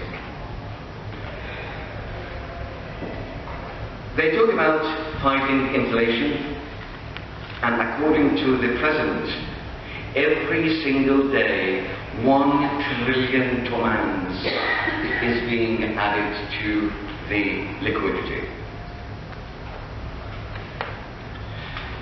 Now all this and all these factors contributed to the fact that there are very flagrant and obvious contradictions and disequilibria in the system. I have talked about them extensively. Now I'm going just to mention, and I will present some figures dragging around them up to make it simple. The one contradiction is the primacy of Ummah, that's the community of believers, compared to the nation. So the economy is producing the GDP within the nation, but distribution goes to Ummah, community of believers. So the same economy, which has got to be a cycle, production in Iran by Iranian people and Iranian resources, distribution in Iraq, Lebanon, Syria, and whatnot, you name it. So this is one of the first elements of disequilibrium in national economy.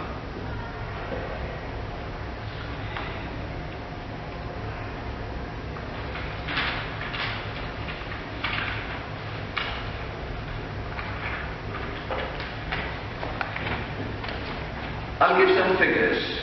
The real economy, measured in real prices, I'm using the official conversion rate in order to give dollar values, not to come down the story with the real and so on and so forth.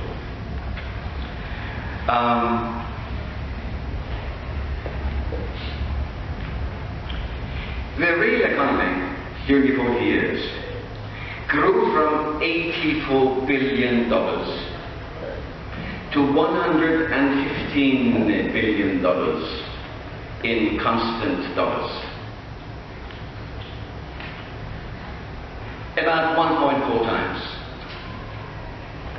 Liquidity increased 3,500 times.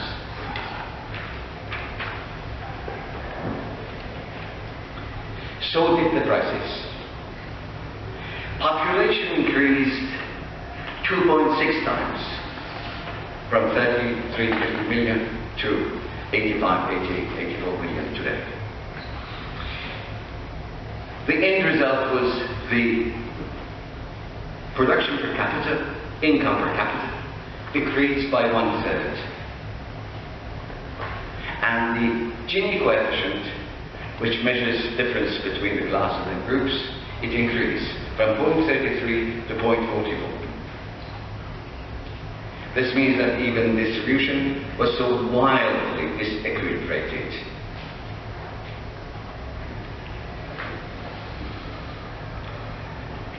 The next disequilibrium was in the field of capital formation. To produce your national income, to produce your GDP, you need capital. All of us know that the relation between the capital and production is kind of depending on technology and structures, 1 to 4, 1 to 5. It means for $1 of production, you need at least about $5 of capital in place. Capital depreciates, capital is subject to obsolescence, that means technical change. Your computer becomes old, big, even before its physical life is over, in 3-4 years time, because technology changes, you've got to change its obsolescence. And then flight of capital, instead of attraction of capital, flight of capital from the country. Capital, both human capital, technical capital, and financial capital. Absorption of capital compared Iran to neighboring countries. Last year, Iran attracted about $4.5 billion of foreign direct investment. This compares to about 16 billion for Turkey, about equal amount to Saudi Arabia, so on. Thus, the infrastructure has been subject to a constant erosion. The other contradiction is a contradiction between national product on one side and social capital and social wealth on the other side. There's a relation between them. So, in case you destroy the environment and do not replenish it, you may make short-term gains, but in long time, the national wealth is destroyed. So, air, soil, water, rivers, lakes, forests, and then trust between the people, trust between the business is being eroded and sometimes totally annihilated, even among the family members. Social capital is being destroyed. And this brings down the whole economic system, which means that the reproduction of national income becomes practically impossible. Next point is the evaporation of the private sector and weakening, if not annihilation, weakening of civil society. I'll give some examples, some figures from the current budget, which is being implemented right now. A budget in 5 volumes, 2,079 pages, and so on and so forth, all figures and so on. Approved by the Parliament and Council of Expediency. Total, I'm going to use your imaginations because I'm not showing anything, please keep them in mind. Total national budget, $349 billion.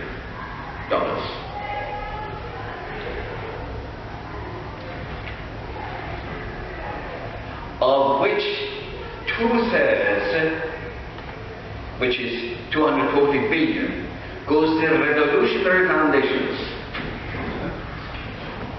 1/3 goes to running the country, government budget. So I repeat the figures. 349, that is the figure for total national budget, of which 2/3, 240 billion, for revolutionary foundations and government-owned firms, and only 1/3, which is 110 billion, for running the country, all affairs of the country.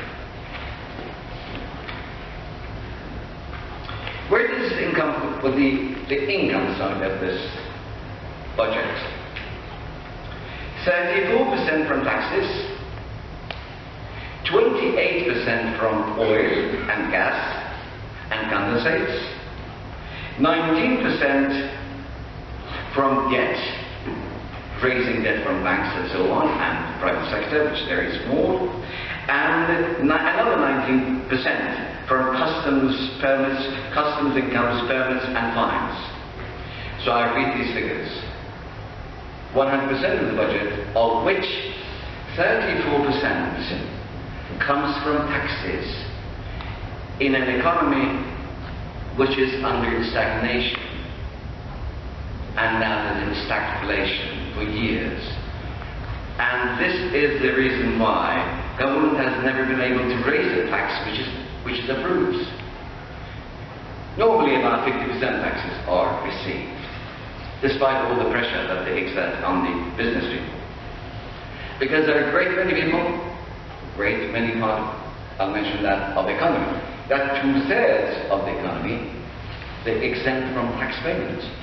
But they didn't even declare their incomes.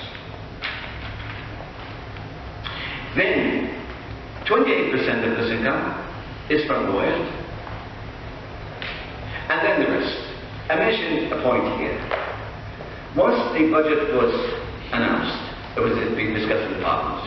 I wrote, and in several interviews I analysed the situation. I said it's impossible to begin with. This is an impossible budget. Why? Because the financial commitments of the government requires much more money. The government needs much more money. And the revenue is not enough. And there are important factors. One is that the budget deficit is not normally declared in the budget. In the course of the year, it's revealed. And government says, all right, I don't have money, what shall I do? To the Parliament say, all right, go and get it from the bank, central bank. So, from the very beginning, a big chunk of the budget was in deficit. But later, the government said that they will not increase the exchange rate between the real and the foreign exchanges, dollar. And I said, this is a promise impossible, because the government has to. There's no other way. They cannot maneuver with the tax income, they can't maneuver with the fines and customs. The only thing they can maneuver is to raise the value of exchange. And for each dollar in a circulating 3,500 yuan, receive 4,000, now 15,000 dollars. And this, of course, injects inflation in the veins of the economy, and the burden is borne by the people.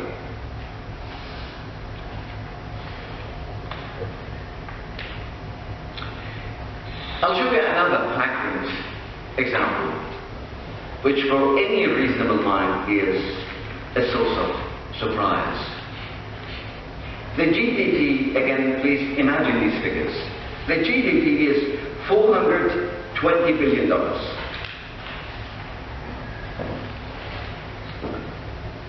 The total national budget is $350 billion. It means 82% of national income is in the budget. So this is 82% of the economy is being run by the government. Only 18% remains for the whole people and the nation and the private sector. Again, these figures add this third figure. The amount of liquidity is 514 billion.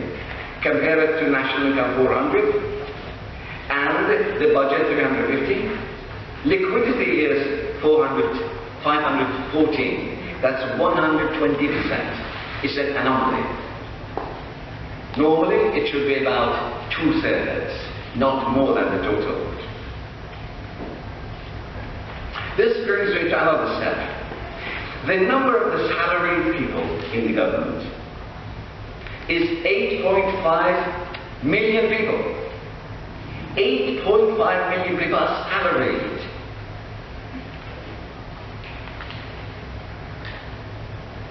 Of which, around the figure, about 4 million are active employees and 4.5 million are retired. So the number of retired are more than the number of the working people who are supposed to contribute to these pension funds. Thus, pension funds will now, apart from corruption, in which they are present, apart from that, there is no income to these funds in order to pay the salary. This is why they are, some of them are bankrupt, some of them are declared bankruptcy, and the government has got to reduce the development fund and pay the salaries through these pension funds to the people. This brings me to another related point, which is interesting. The budget of 17 important universities in Iran amounts to 1,996 billion domans, which is in dollar terms will be $570 million. One of the budget of the seminarium, that's for the clergy, is above that, 571.5 million. While the total budget of Islamic propaganda is 3 times that. This means 17 important universities in Iran has a budget less than the budget of Seminarium of Qom, whose job is to create mullahs. And the total Islamic propaganda is 3 times that.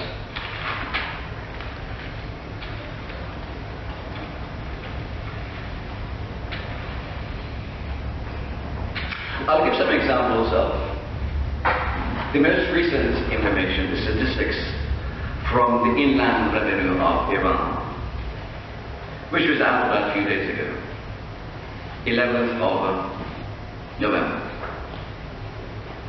I'll mention some, there are hundreds of them.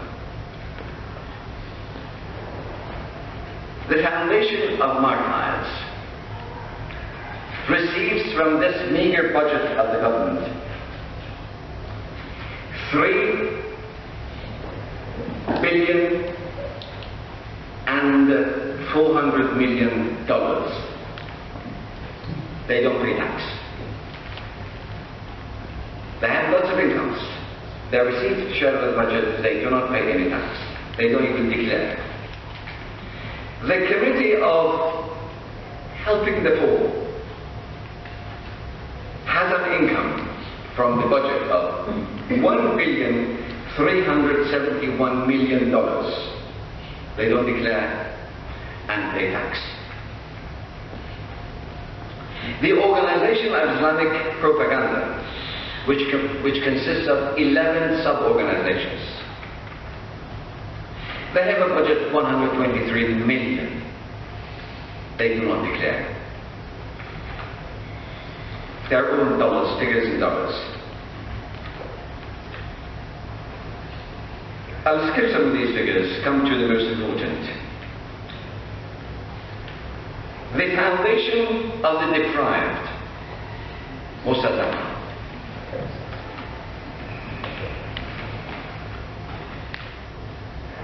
It has assets worth $14 billion. Annual revenue of $7 billion. Net profit of $700 million. Accumulated profit of $3.5 billion. They don't declare and pay any tax. But the most important of all, that's the organ for execution of Khomeini's command, set out Israel. Reuters made a study about 107 pages, of which you may have text on the internet to find it. The wealth then, capital under control of this set out was $93 billion. They're active in banking, financial services, real estate, oil, communication, and husbandry. They don't declare and pay any tax. And so on and so forth. The list is, but let me mention the last, which is salient and important, because it's an international organization. The Society of Al-Mustafa Al-Alamiya. That is an organization who builds clergy all over the world. Now they're training 50,000 people to become the clergy in 122 countries. Already graduated 25,000 people, mullahs. And these are politicized mullahs who are for the ideology of the regime all over the world, to organize people for this slogan of the regime. To cut it short, the end result of all this was that in the report number 4 of the Money Laundering Index, came out about a month ago, Iran ranked number 1 among 152 countries in the year 2015 in money laundering, followed by Afghanistan, Tajikistan, Guinea-Bissau, Mali and Uganda. They were after Iran. Iran was number 1, China.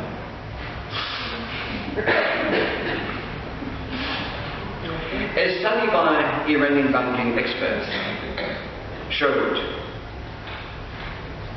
that the LT money made 12% of Iranian liquidity.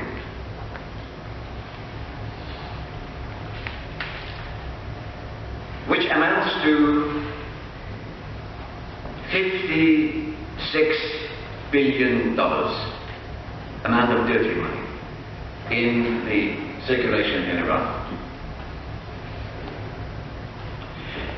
Another banking institute analyzed that about 25% of the Iranian economy is illegal economy, is underground economy. And the amount of money laundering is much higher than the Foreign Minister Zarif declared.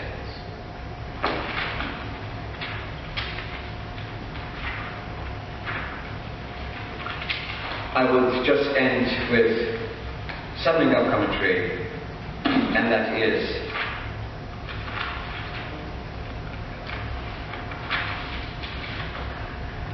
the system that we know under the name of Baghaei-Yazdi, the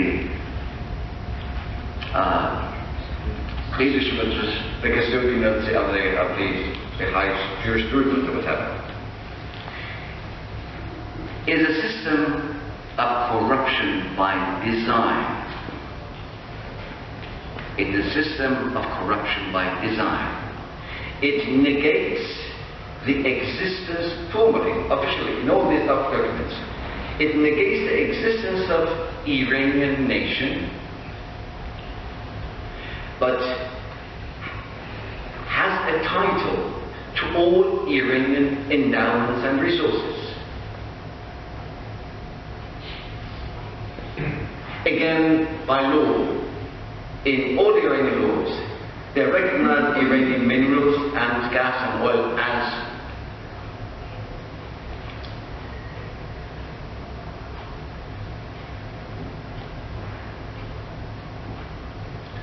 a word from jurisprudence which is forgot, which is something which belongs to the believers, of which I wish 20% directly goes to the leader. So, could you remind me of the word? That's the Quranic word. All these resources are recognized as anfal by law, and it means that they belong to the community of believers, not to the nation of Iran. This is why the system is formally designed for corruption and deprivation of a nation, of its nationhood, and later on the possession or distribution of it among the community of believers, and community of believers are those people who support the ideology of the regime. Thank you.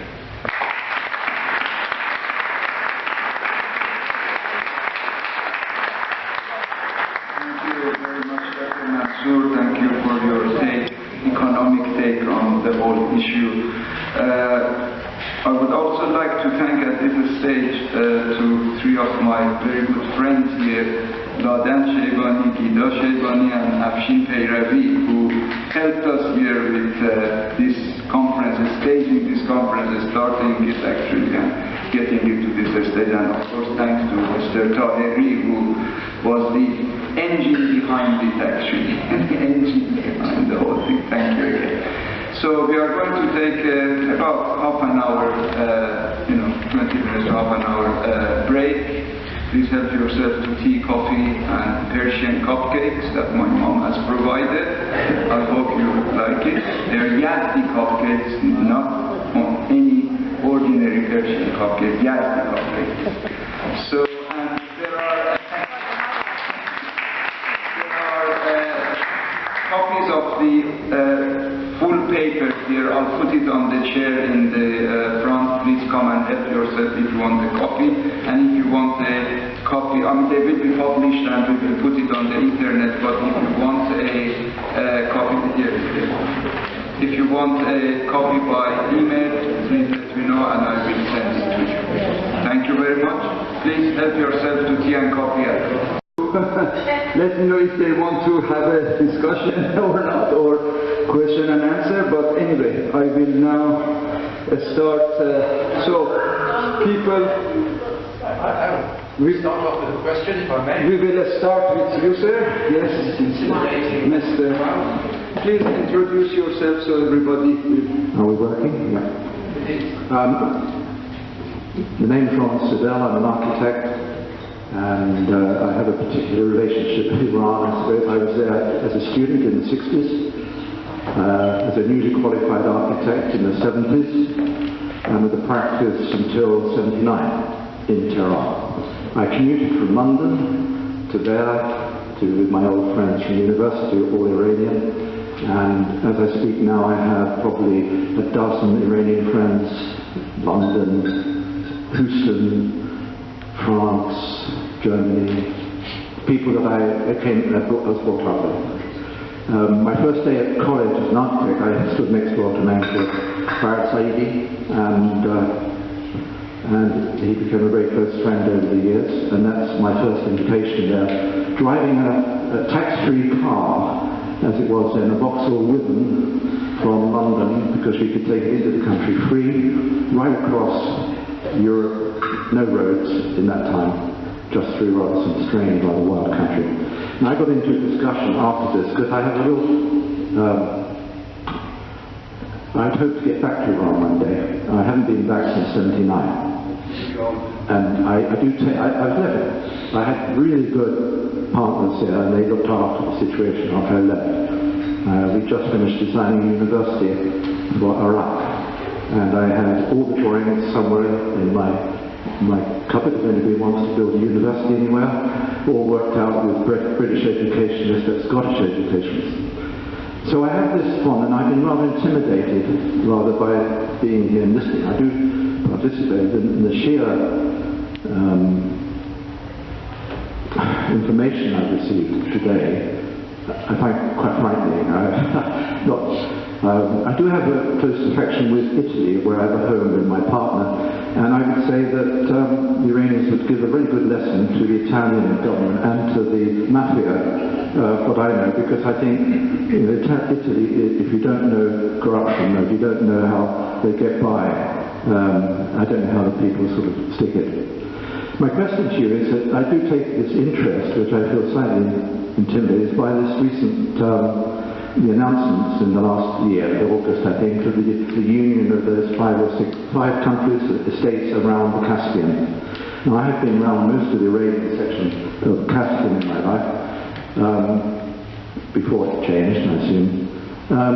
When I raised this, I had a shock horror from one or two conversations. Well, people saying, well, that's a really bad arrangement. And I'm also reminded maybe the BBC don't tell the truth, because I've got most of my information from the BBC, reading and how successful it is. So if I were talking without knowing this, I'd be saying what a wonderful opportunity for these states to get together, to join together, and to find some degree of harmony in sharing the Caspian, whether it's a lake or a sea, but perhaps not, and perhaps I'd be interested, before I start talking about this again with another party, to understand what the reality of that is, because you do have a very genuine opportunity with five, I think it's states around there, to create some sort of union, some sort of coming together.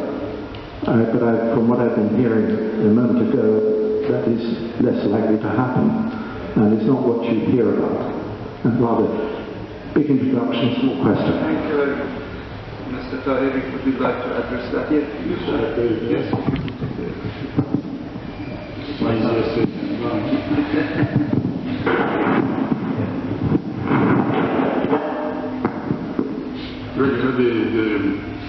The issue of the Caspian came up recently with the signature of what they call the Caspian Sea Convention by the littoral state, by the 5 littoral states. The Islamic Republic signed it as well, but it is a perfect example of shall I say, hypocrisy or ambiguity that both the Islamic Republic and President Putin's government in Russia have been basing their overall policies for a long time. So the convention, I've written many articles about it. You can find them on the internet in English as well. But very briefly, this is a text prepared by the Russian Ministry of Defense, and in the first article it says that all the points of reference and so on go back to the Center for Naval Research at the headquarters of the Russian Ministry of Defense, which for some strange reason is based in St. Petersburg rather than Moscow. So it's a Russian text. Iran signed it because the Supreme Guide, Mr. Khamenei, declared a policy that he calls looking to the east. And of course, Russia is in the north, not east of Iran, but his geography is rather weak.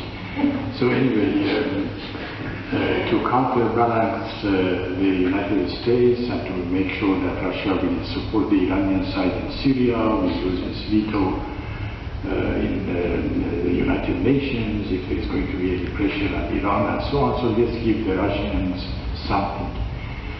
And this meant that the status of the Caspian has been the subject of negotiations for the past 20 years.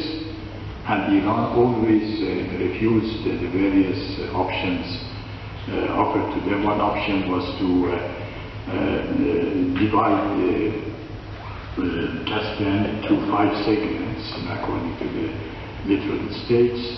Iran refused, and the Iranian claim was that we have 2 treaties with Russia before the fall of the Soviet Union. One was in 1844 with the Tsarist Empire, then with the Soviet Union in 1921, and then another one in 1942.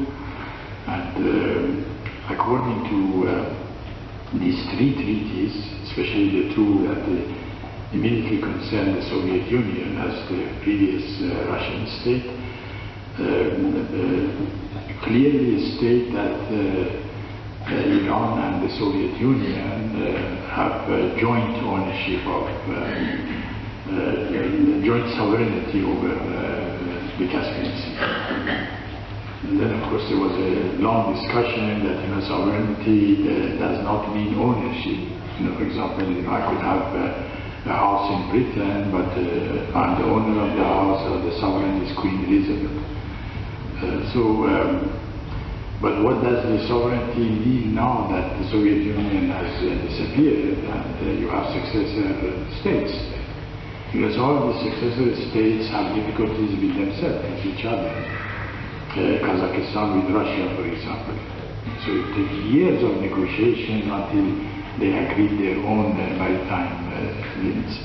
Then Kazakhstan with Turkmenistan over an inland sea, which is connected to the Caspian, called Karabakh-Azkor, means the Bay of Black Mouth in Turkish. So again, they had years of discussion so that they worked out their frontiers, water frontiers there. Then there was the kind of dispute between Iran and Russia over a number of islands in the Caspian Sea, who owns them. And historically, of course, since Iran had been in possession of the Caspian much longer than Russia appeared, because Russia is a new state. It dates back to 250 years ago or something like that, and it appeared in the Caspian in 1802, so it's a new. Then there was a dispute between Iran and Azerbaijan, which actually led to a military action by the Iranians. When the British Petroleum wanted to excavate for oil in what they thought Azeri waters, the Iranians went and destroyed all the installations, and that was the end of it. So Iran was adopting a very aggressive and determined position over the Caspian because they couldn't come and say that now at this time of triumph of Islam, that Islam has defeated the Soviet Empire and Islam is going to defeat the United States and the White House will soon become a mosque and things like that. We are handing over our historic. It was a case of badly losing face. But then suddenly they found out a nice formula, which is to sign this convention, deciding the legal framework of the Caspian without finding out or tracing the frontiers. So it's like you have an apartment block and you have rules applying to all the apartment block, but you don't know who owns which apartment. So this is another one of the typical dualities that happens when you fudge. Of course, a little bit of fudging in diplomacy is allowed, but this is a lot of fudging. But what they had not counted on there were 2 things. First of all, the Russians used this business to violate one of the key elements of the 1922 and 1942 agreement, which was that the Caspian Sea should be demilitarized, that they shouldn't have military forces there. And especially in the Second World War, when the Soviet and British forces invaded Iran and occupied Iran, one of the agreements was that the Caspian should not become a military base. The Soviets were afraid of the British, and the British were afraid of the Soviets. But Mr. Putin now has a very important war flotilla inside the Caspian, used the Caspian to fire missiles at Syria during the Syrian war, used the Caspian for overflight or also over Iranian airspace to go and bomb Syria. You know, in effect, turned the Caspian into a military backyard for Russia. And in the convention, they said that only literal states would be allowed to have a military presence there.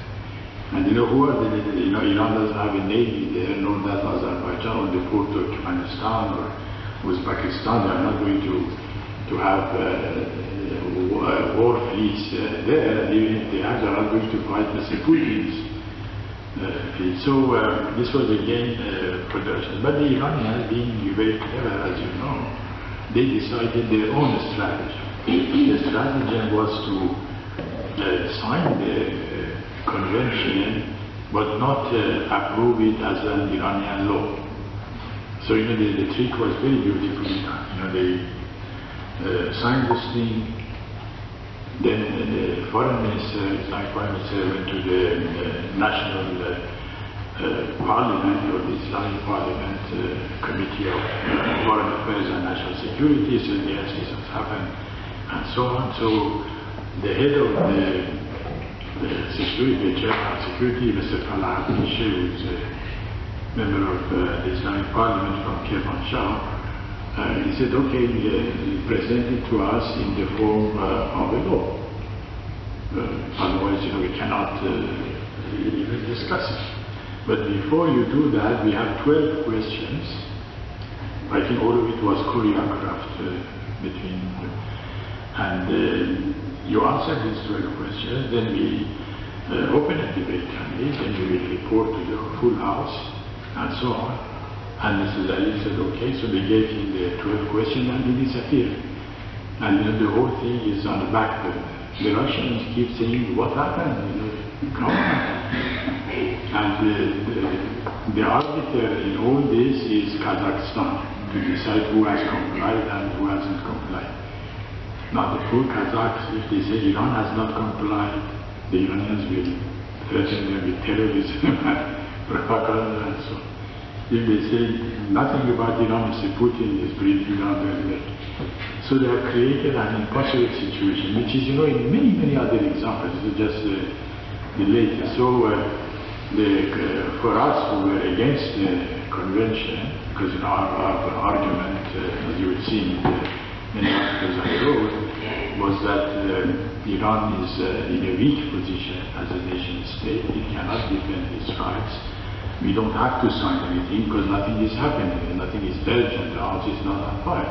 We'll wait until there is a strong Iranian state. We can sit with the Russians as equals and negotiate with them and decide what to do, because even in practical terms, if there is no security and peace and stability in the Caspian, nobody can do anything. So as the case of the British petroleum adventure proved. So the whole thing is really a bit of what the French call charlatanry on all sides. On the other hand, Mr. Putin had also in his election manifesto, election platform before the latest presidential election, he had boasted that he had secured the frontiers of the Russian Federation, settled the situation in the Sea of Azov, annexing Crimea and the Black Sea, and also in the Caspian, so he had to deliver something. So he hoodwinked the Russians, our supreme right hoodwinked us. Everybody is happy. If you want to invest in the Caspian, as the Arabs say, ahlan wa sahlan. As we say, Thank you, thank you. I just want to make one short point about this convention. For the ordinary Iranian on the street, historically, the Soviet Union had 50, we had 50.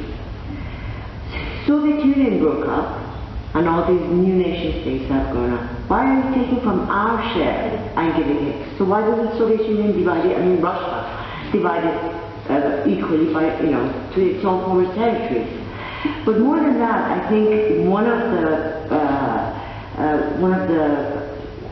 consequences of Mr. Rouhani signing this agreement, even though he didn't want to, and he was in a way influenced, coerced by the supreme leader and the Bey to do it, is that it has had negative consequences within the army and the IRGC and the Basij. They say they are going and fighting in Syria to protect Iran's national interest here in Iran. While they're doing it there in Syria, Mr. Rouhani goes and signs off Iran's territory to the Soviet Union, to Russia. Sorry, I keep going back to Soviet Union. So it doesn't make sense. So in effect, he has undermined the central government's legitimacy to protect prioritize the national interests of Iranians. So in a way, this is another example of misplaced priorities and failed sense of direction. Dr. Mansoor, would you like to add anything? I should also say that today we have some friends coming from Europe actually. My very good friend Damun Golriz is here, who I would like him to say some words during the discussion. Ms. Naderi from Germany has come all the way from Germany, so we are delighted to have our friends from there. Mr. Sabi apologized, he had to go. He's involved at the moment with a tribunal with China and human rights in China and all that stuff. So he was busy with that. But I should say we are delighted that we have Dr. Kayhan amongst us, who's another prominent Iranian lawyer and academic as well. Okay, so would you like Damujan to say or should there is a microphone here. Thank you. Thank you very much. My name is Damun Golriz. It's a pleasure to be here, and thank you so much for Before this you continue, can I introduce you?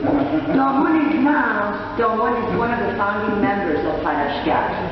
And he left Iran in around 2000, No, 1995.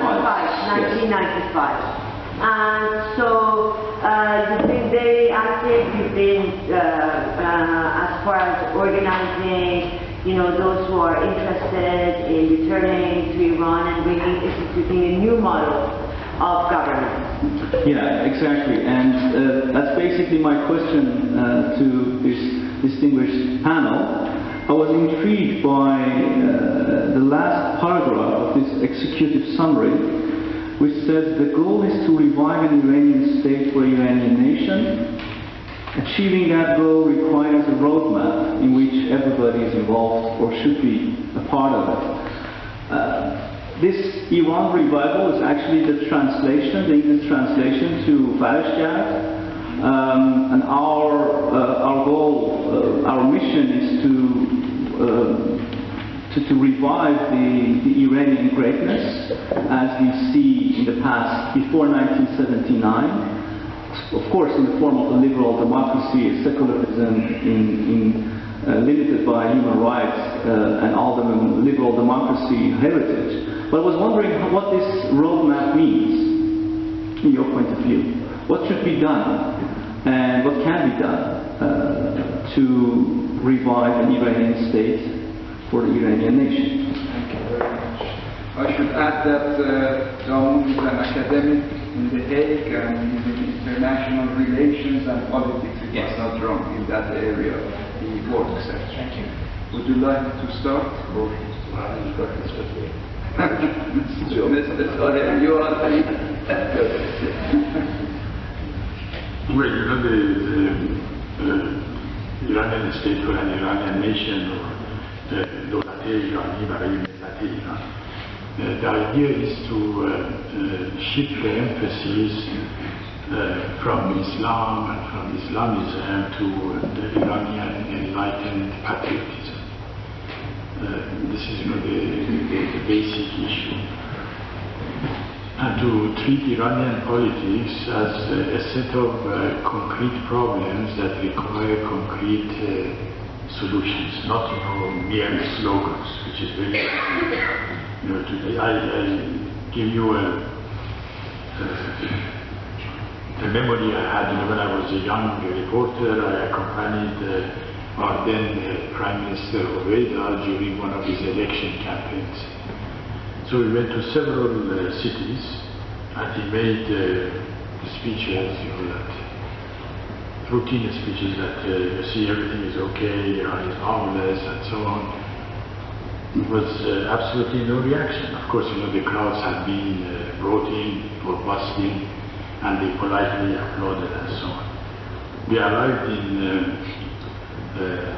Shiraz, the capital of our southern province of Fars, and we were having dinner and talking about tomorrow's meeting. He said, I don't know, I cannot electrify these people and so on. But so if you want to electrify the people, tomorrow attack the British. This is what you mean. I said, yes, you need to go and say that we will drive the British out of the Persian Gulf. They were in fact doing it because the British themselves wanted to leave. So we were not doing anything. It was Edward Heath's policy of east of Suez, and they were going to happen. So we thought about that. I never thought he was going to do it. The following day he came, they started with the routine part of the speech. No, we are going to throw the British. Suddenly this stadium blew up. This is the appeal of emotionalism. And Iranians are not the only people who mix politics with emotion. Look at the British and the Brexit business. You cannot discuss with either side because they are emotional people. They will just kill you if you say so that. Dr. Sabi, for example, our friend here, since I told him before he left, I'm not talking behind his back, he said, Mr. Taheri says that we should merge, the revolutionary cause with the revolutionary cause with that, and so on. This should be clean. This is, the kind of thing Iranians love. Clean, purged, from every tree. I'm trying to shift. I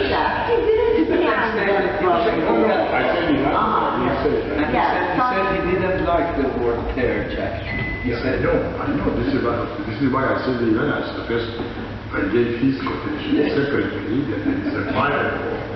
But the second firewall is, but our need, because we have all suffered, as a result of the Islamic Revolution. I hated being forced to live outside Iran. When I graduated in London, the same day I escaped back to Iran. I didn't want to live here. I never thought that Iranians were not immigrants. We did not go anywhere. People went to the United States, Australia, and so on, from all over the place. We never did that. When I was a student in London, you didn't even have a single Iranian restaurant here. But now you have one around. So we hate being outside Iran. Maybe because Iran is more or less a landlocked country. We didn't have a port like Liverpool so that we could escape and go to other places. Or for whatever reason, we bear a grudge. But what I'm trying is to set this grudge aside and look for practical solutions. If we want to bring Iran out of this mess, we have to persuade part of the present regime to separate itself from the ensemble of the regime and join the Islamic people. And we have to target the Islamic Revolution Guard, we have to target the Islamic tribunals, we have to target all these foundations and so on. And we must not assume that whoever is working in this present setup is a traitor or is a corrupt or is exactly the mistake that the Shah's opponents made. The Shah's opponents, thought that everybody in the Shah's regime is black, and we have to kill them all. I remember, in the 1960s when I was a student here, everybody was a Maoist, except me. And the slogan was "Destroy the old to build the new." I'm a counter-revolutionary. I'm against destroying anything. I say keep part of the old which is useful, even if you don't like it, and build them.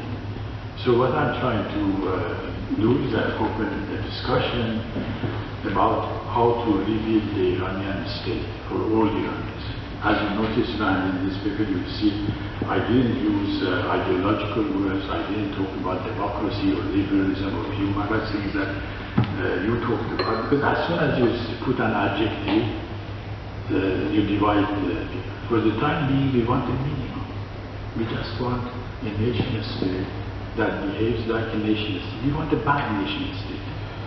We don't want an ideal nation state. We want a real nation state. We don't want to say the democratic republic or all these things that they put of Iran. We want the state of Iran. No Islamism, no liberalism, no secularism, as you said. None of these things.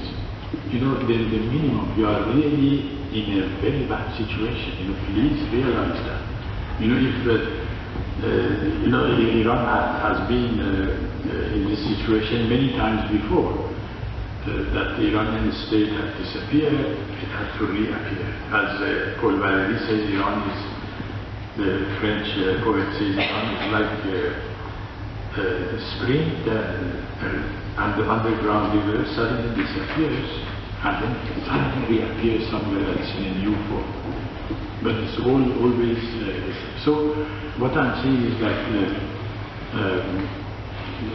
let us stay clear of xenophobia, of empty slogans, of blaming each other. Everybody in Iran is a victim, including Mr. Khamenei, who is now supposedly the supreme god. He has made a mess of things, and I'm sure he's intelligent enough to understand. The other day, 40 student organizations invited him to come and answer for his deeds. This is already the beginning that people want him to come and give accounts. We have to encourage that, but politely, but moderately. If we become like them, the worst thing is in the political struggle, which I see it in Britain too, with this Brexit business, with your adversary, you also become like him. If you become like him, then you are giving him the same advantage, you are equals. Or you become worse than him, which again he has an advantage. Or you become better than him, which you are in a disadvantage. So it is very difficult how to handle a situation like that. I'm trying to do that. To say, regardless of my ideology, regardless of my personal grudges, regardless of, I have 40 years of suffering stored up in me because I'm kicked out of my own country, I cannot live in my own country, and so I leave all this aside and go for a practical thing. Steer clear of slogans, make politics difficult. Thank you. Thank you.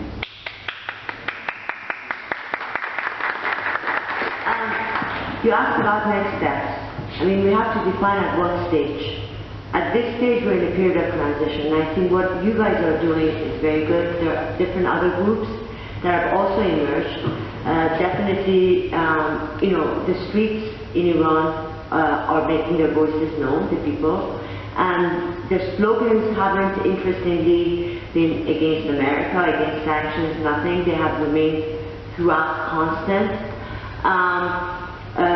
You are creating your groups, and there are all these nodes of energy being created, whether it's in Europe, the elites of science are getting together. This is all positive. I think, the political groupings that have also been present as far as Yes.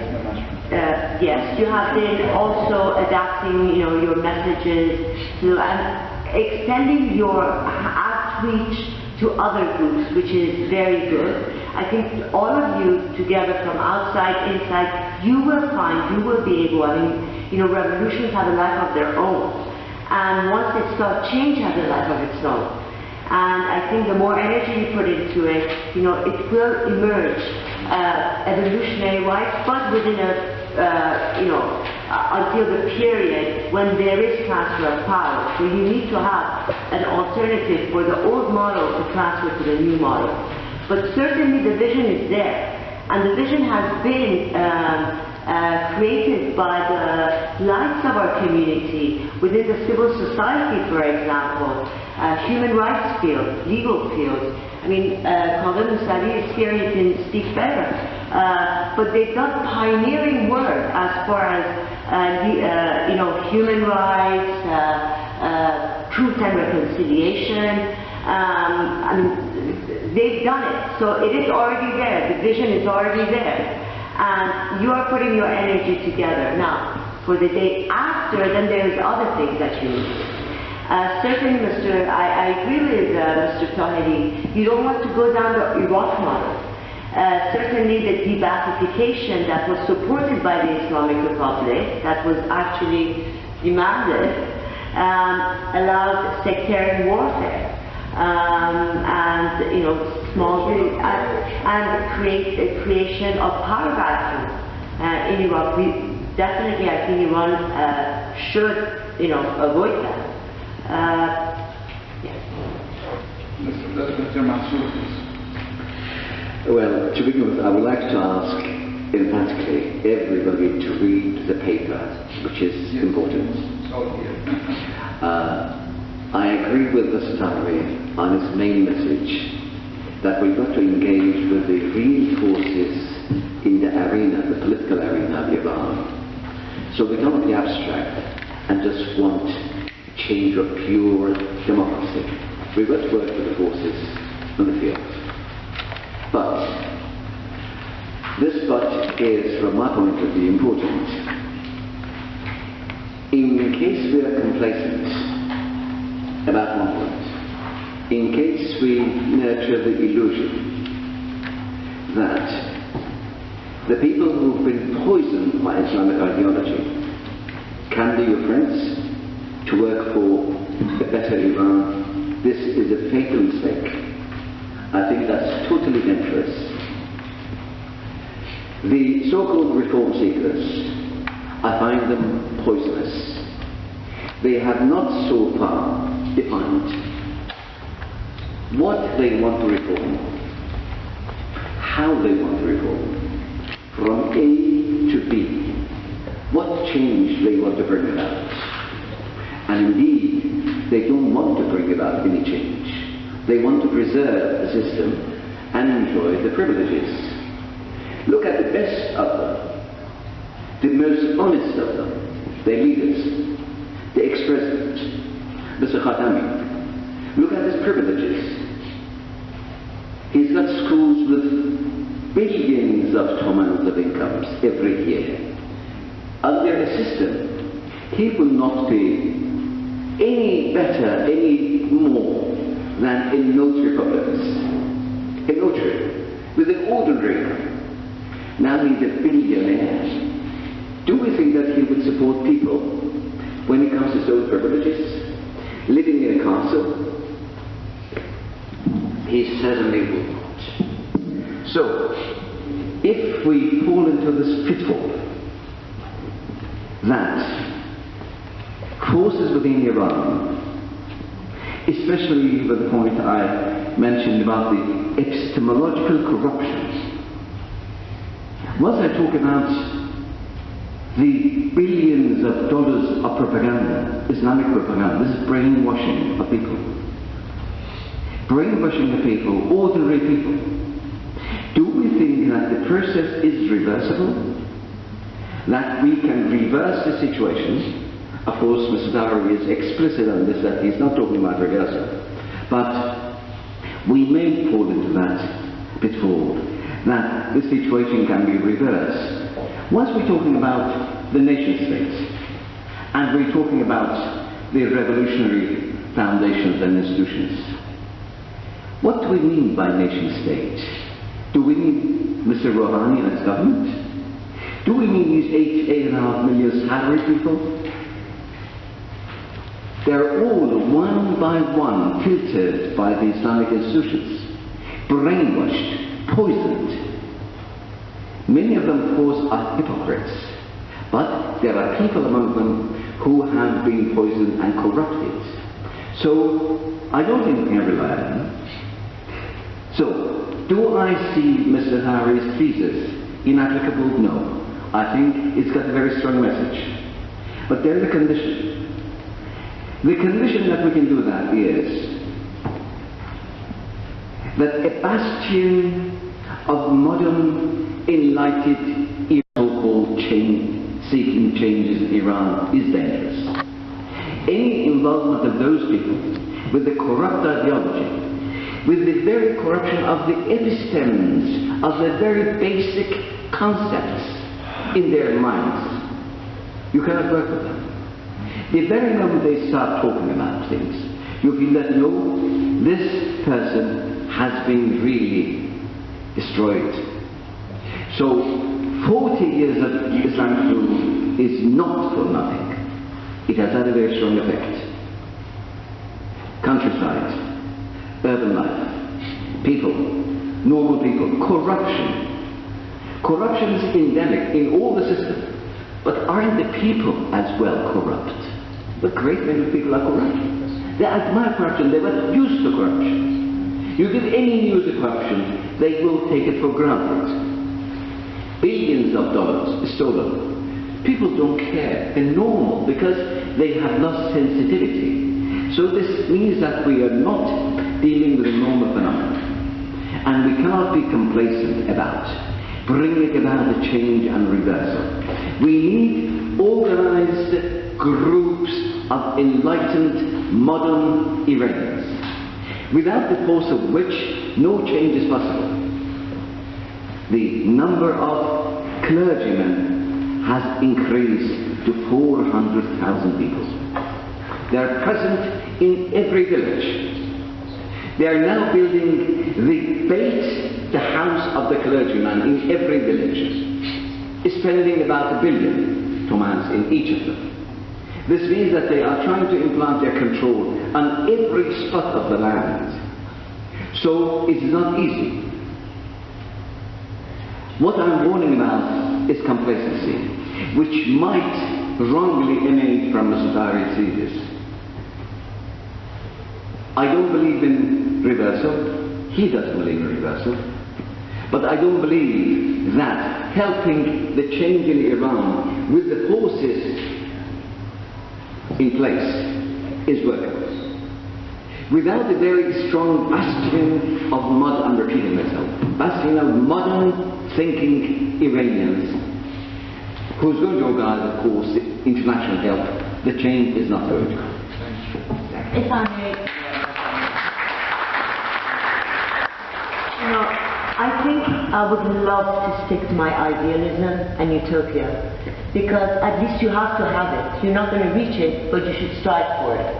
If we say we just go for only 70%, you might just go, achieve 40%. So let's keep our idealism and let's keep utopia in mind. I also wanted to say that, the work is not that hard. Iran is a signatory as a sovereign nation to a host of international laws and treaties governing from good governance, money laundering, you know better than me all these laws. All you need to do is apply them. I was speaking to an internationally recognized lawyer at Yes, I was speaking to Payam Akhavan, who was a UN special investigator. Colleague of Mr. Sabi, actually. Colleague of Mr. Sabi. He's worked in the Iran Tribunal, but he also served in The Hague and he worked on the South African. mission. And yes, he was there. Yes, and I asked him, you know, what is it? I mean, or have you ever thought about, you know, a new constitution? You know, you are a group of community of lawyers, international lawyers. Can't you at least give us, you learned men, women, you know, a form for us to, you know, to understand what at least a good constitution for Iran is? And he said, no, it's not that difficult. You know, you can go on the internet, and now there is actually, you can go and draw up your own constitution. There is a website you can calculate, put in all the data, and it comes up with the constitution. That's how easy it is getting.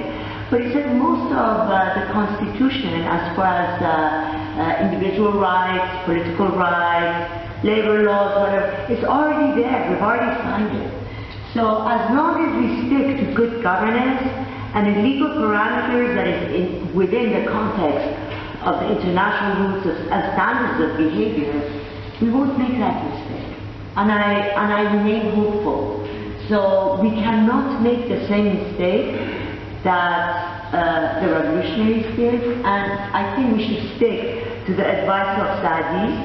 In his advice to the Cape was that who did you learn how to behave? Well, I learned it from those who misbehaved. So if the Islamic Republic, we have a case of the Islamic Republic's behavior, and that is they want to problems for reconstruction. I think we have a good chance. Thank you very much.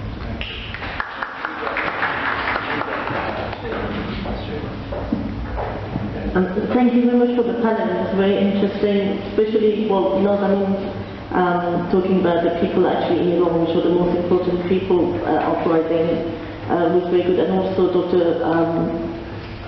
Mansoor, which I found it fascinating, the situation in Iran. The one thing I don't think that you maybe discussed is, we as Iranians abroad, we're living in the UK. How do you guys see the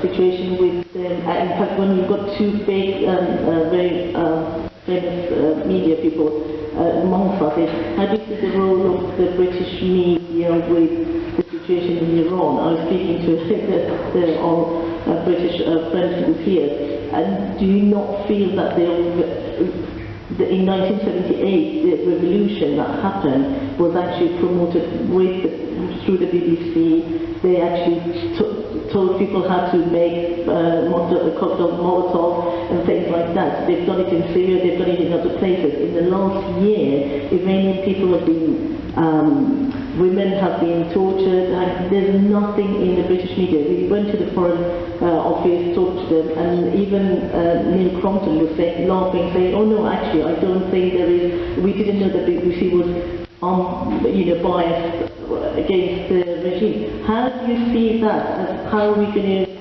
overcome that? Do you think the media is the biggest problem that we have, especially the Western media, in case of Iran and helping the Islamic Republic? Thank you.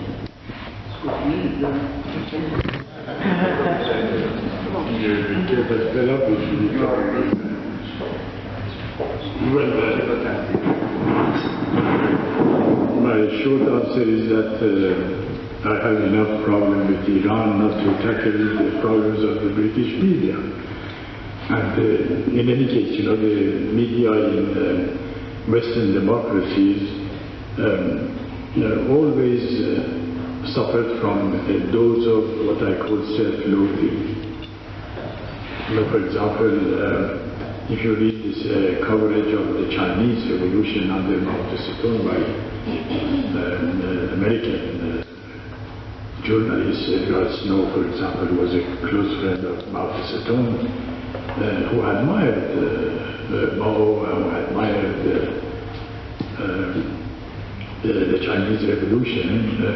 You see this kind of self-loathing because he hated maybe unconsciously his own civilization, which he regarded as imperialistic, materialistic, and things like that. The Western media was very enthusiastic about Khmer Rouge in Cambodia, because they want to create a pure rural society take us away from this crass materialism in which we are drowning and so on. You know, when Stalin's policies were causing the deaths of millions of people because of hunger, especially in Ukraine in the 1930s, the New York Times ran a series of articles, which you can find on the internet, saying, oh, these are all rumors, you know, by capitalists, you know, who don't want to see a new model and things like that. So I don't expect anything from the Western media. It's not my problem, and in the, you know, on the whole, it doesn't have any impact on Iran. Many Iranians believe that BBC, the Persian BBC, helped the Khomeini's revolution and so on. I don't know, the BBC itself has financed the writing of a book, which is in English and Persian available, by Mrs. Mahsoume Tourfe, who shows that they did, during the 4 months long Khomeini's revolution, they were sympathetic to Khomeini. And you know, their own managers, for example, Mr. Khonji, who was one of the editors, and so on, they said, we didn't like the Shah, and so we were trying to help the suffering people of Iran and so on. So it's not a mystery. But in my opinion, a regime that can be overthrown by the BBC Persian deserves to be overthrown.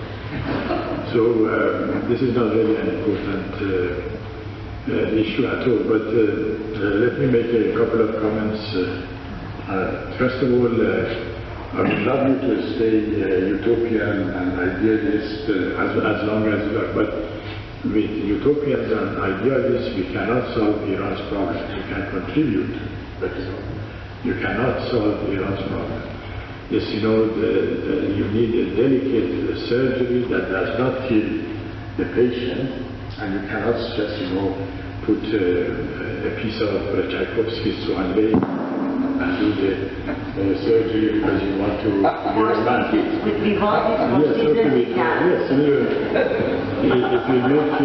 if it makes you happy, you know, so what I'm trying to do is to inject a dose of coldness. I don't even say coolness. You know, the clinical coldness. We are too hot. If we are too hot, we'll do things that hot-headed people do, which is always a stupid thing. And we have seen it. You know, this revolution is the result of our utopians, our idealists, our hotheads who have landed us here. As for Dr. Mansoor's, of course I'm not complacent, you know, at all. And you know, in the paper, there are 4.5 pages rejecting the idea of reform. And as I said, this regime is unreformed. I wish it were reformed. I would have loved it to be reformed, but it is not reformed. So I'm not going to talk to Mr. Khatami, and I met him once at the UN in New York, and he said, you know, because after the revolution, Mr. Khatami became one of my successors as editor of Kayhan. So the Kofi Annan, the Secretary General, came and said, let me introduce you to your president. So we went and shook hands and said, oh, yes, everybody should come back and help and so on. And I said, well, Mr. President, are you sure if you go back to Iran, you won't be arrested? At that time, it sounded like a joke. But poor man, he cannot leave Iran. He has withdrawn his passport. He has become very rich, as Dr. Mansoor says. Before the revolution, he was working in a travel agency and didn't have much money, but now he has lots of money. But he can't travel abroad. Then, you know, in 4 or 5 years ago, this Swiss think tank, Verbe Lumière, had organized a panel with Mr. Khatami and me. So Khatami couldn't come because he hasn't got a passport. So what I did, they said, we want to cancel it. I said, don't cancel it. Let's have the panel. I will also speak on his behalf. So he came there. First I said, no, I speak as Khatami, and I took many things from his own speeches. Renaissance was bad, the Enlightenment led to colonialism and imperialism, the usual things. The World War showed, the Second World War, First World War shows that Western civilization can produce only tragedy and so on. This is what he said, and this is what I said. So I'm not going to talk to him, you can be sure of that.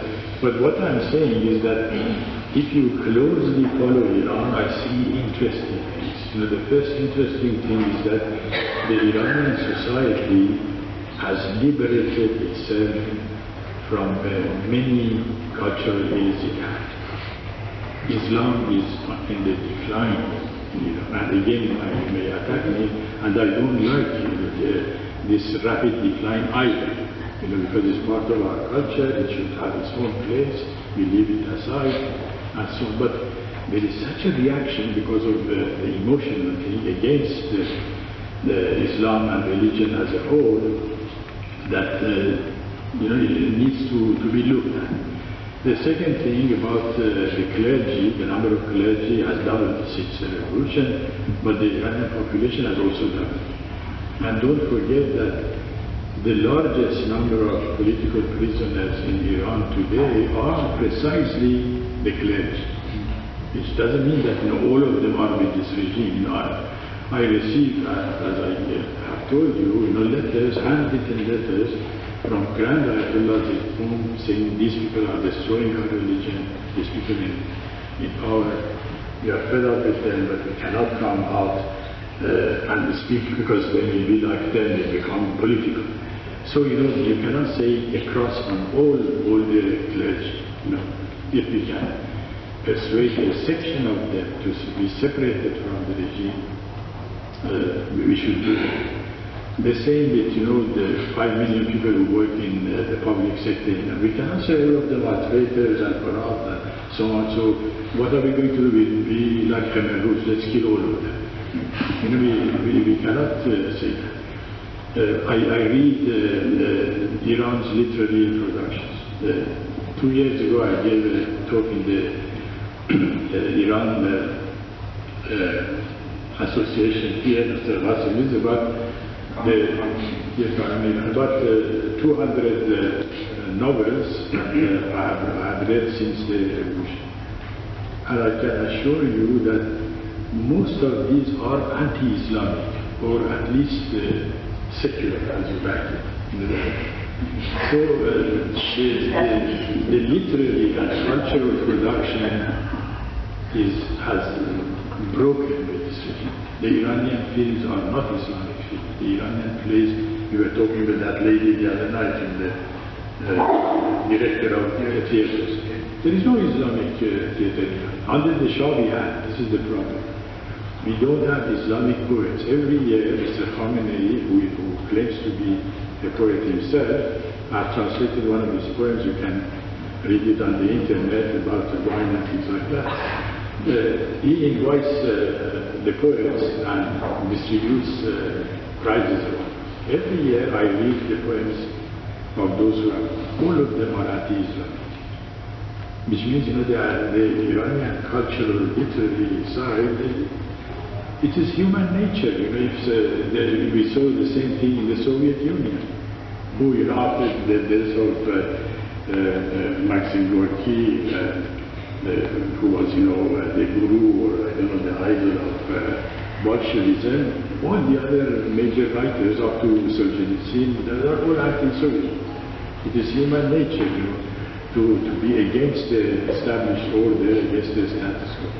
The same thing under the Shah. Our literature was anti-Shah. Because, as for propaganda that you say is like propaganda that has poisoned many people and that has made them irredeemable, I don't believe that. The 50 years of propaganda under the Shah and his father did not vaccinate the Iranians against being anti-Shah. So 50 years or 40 years of propaganda by the mullahs, why should it have a better result? I don't assume, that it has better result. As a child, we would open our textbooks, the picture of the Shah, the picture of the Shah's wife, the picture of the Shah's son, and then all of it that we are aware of. In the end, you have 1 million people coming in the street saying this to the Shah. So, I cannot believe that billions of Iranians have been so poisoned that they are irredeemable. Everybody is redeemable. The important thing is that we ourselves should be clear.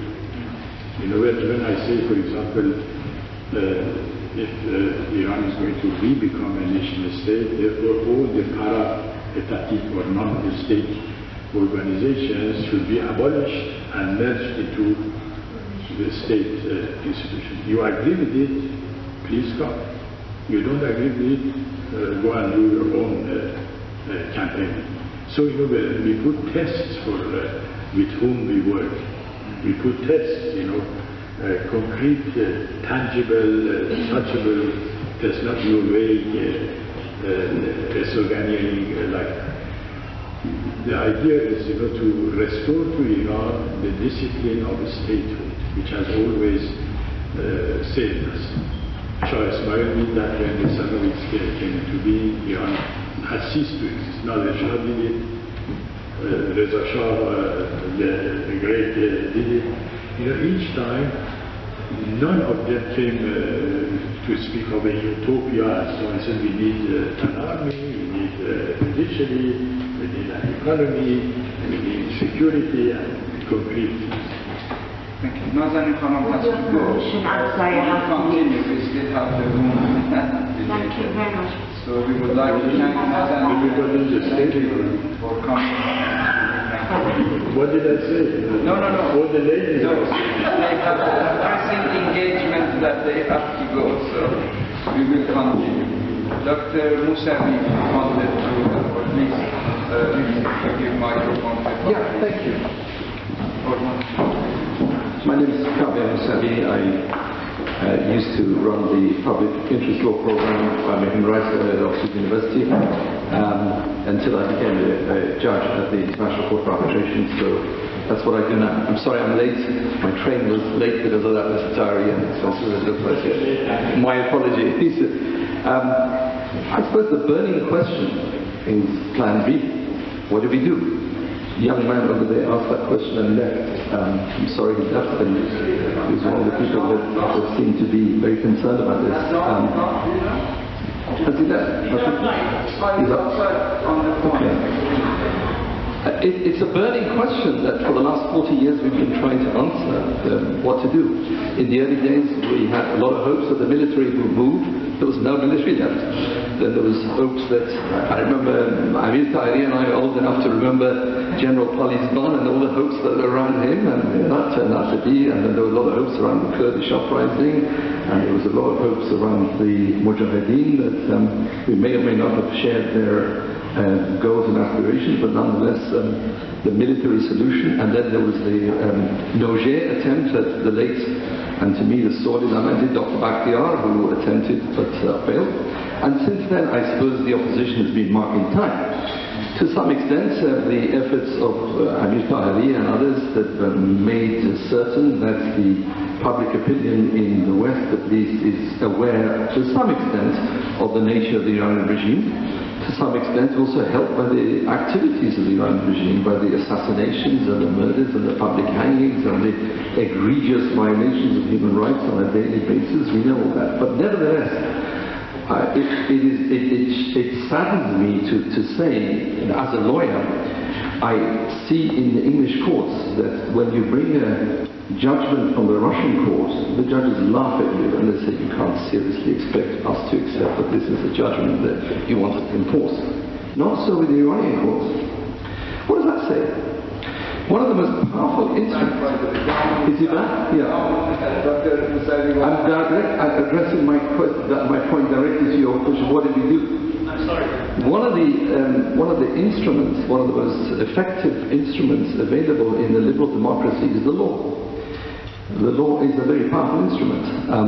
We may or may not not think much of some of the laws, but nonetheless, the law is the ultimate decision maker in these countries.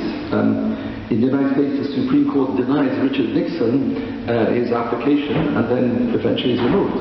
It may well be that the courts will bring down Donald Trump. It may well be. These courts are powerful. And they are an instrument. They're available to us. We can use them. I don't mean what Nazenin was said in terms of human rights. There are many, many other instruments which, if we have a clear understanding of the nature, the morphology of the Iranian regime, or if we know this is, as Sabi earlier defined it, as its main characteristic of this regime is a kleptomanic regime. It's kleptocracy, effectively. These people don't believe in their own ideology, they don't believe in their own theocracy, they don't believe in this commitment. They believe in power, and that's what they believe in. I think repeatedly we've had that again and again and again. Given that's the case, well, let's use that as a very effective instrument. Dr. knows that I was one of the instrumental people who wrote the recent British legislation on unexplained wealth orders. I don't know if you've heard about them. Unexplained wealth orders are, it's an instrument which the Russian mafia effectively brought about in Britain. You see the top apartments, property being bought by the Russians and streets being left empty, and this became a scandal. I wrote this draft legislation 7 years ago when I was teaching unjust enrichment at Oxford. It got nowhere until the attempted murder in Salisbury. You remember the Novichok. The instruments of power moved so rapidly in Britain. They said, enough is enough. We've got to stop this. Now, Iran has assassinated people. We know about Sharaf Gandhi, we know about Qasem Lu, we know about Dr. Bakhtiar, and hundreds of others. Never was the Iranian opposition able to bring about this kind of a change. The Russians and their opposition here were very effective.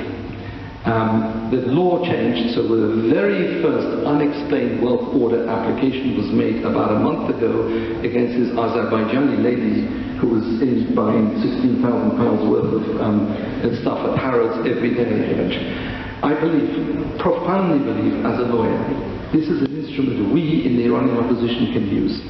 These people in Iran, kleptomaniacs, they know their safety, hopefully, by buying property. You know, Baghaei in Canada, allegedly has over $1 billion that is still. I think that's an underestimate. We are on his trail. I think it's an underestimate. He was the head of Bank Melli. You can imagine. I mean, it was 160-something false letters of credit that he opened up, and he paid them all to himself. Now, imagine the cat we can set amongst this pigeons of the Iranian regime, the tale of Ali Baba and the 40 thieves. Maybe there's a bit more than 40 thieves in this regime, but the ones that really matter, the Setad and the Bolyards and all this sort of thing, they bring money out. They buy property here. There is a intelligence service of around 50 people, 60 people here. You remember in the early days Khomeini was talking about the Sazman Amniyat of 20 million people. Is it 5 million exiles we have?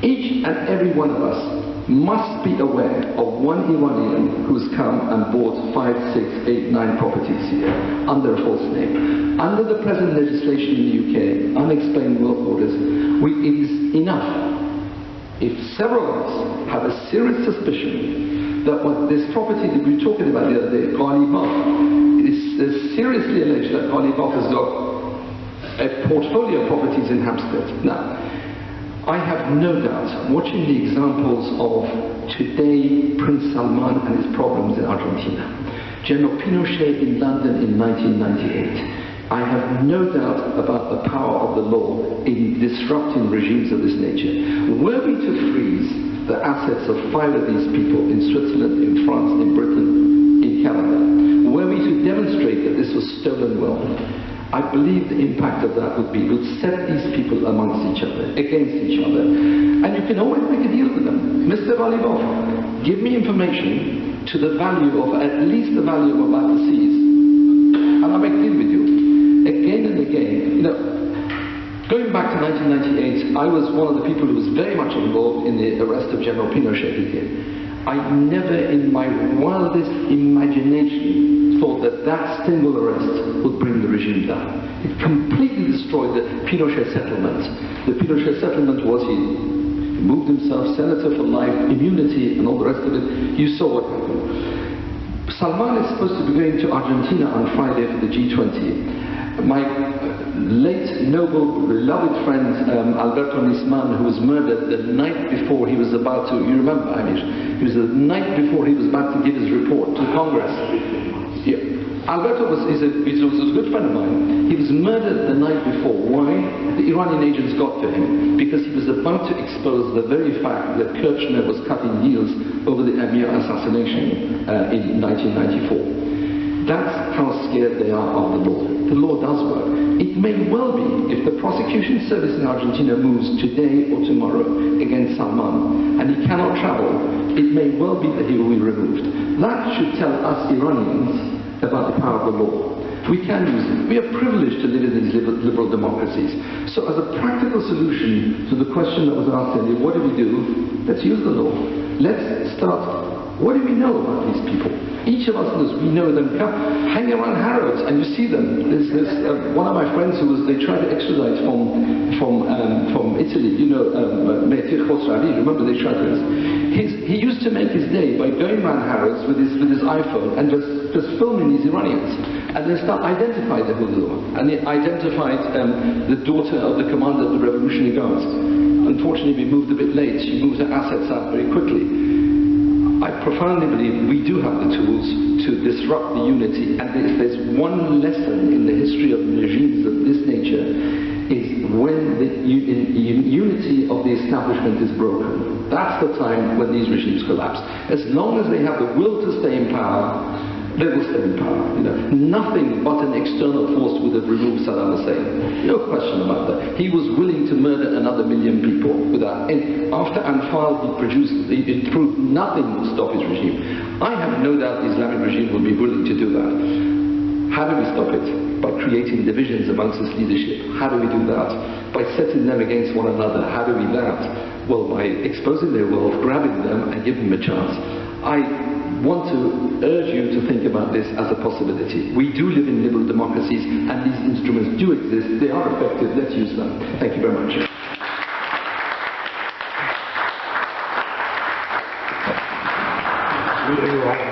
You have added the diabolical angle to my angelic angle.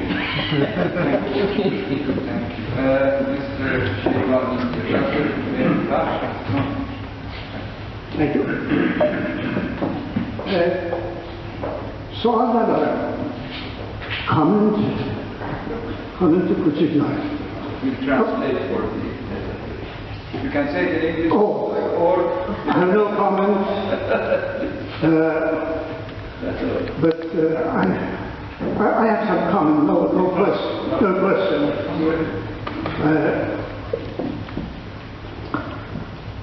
I have to thank Mr. Baghaei for arranging this meeting and thank the panel for such a perfect, complete view of the situation in Iran. But when it came to the suggestion that army and revolution in Iran become together merged, or office of Rahman would be removed, that reminds me of the fable we were told at kindergarten level, written more than 600 years ago, the story of Moosh and Norway, the mice and the cat. The cat became a ruler of mice land and pillaged and killed and dirt and everything, blood and everything.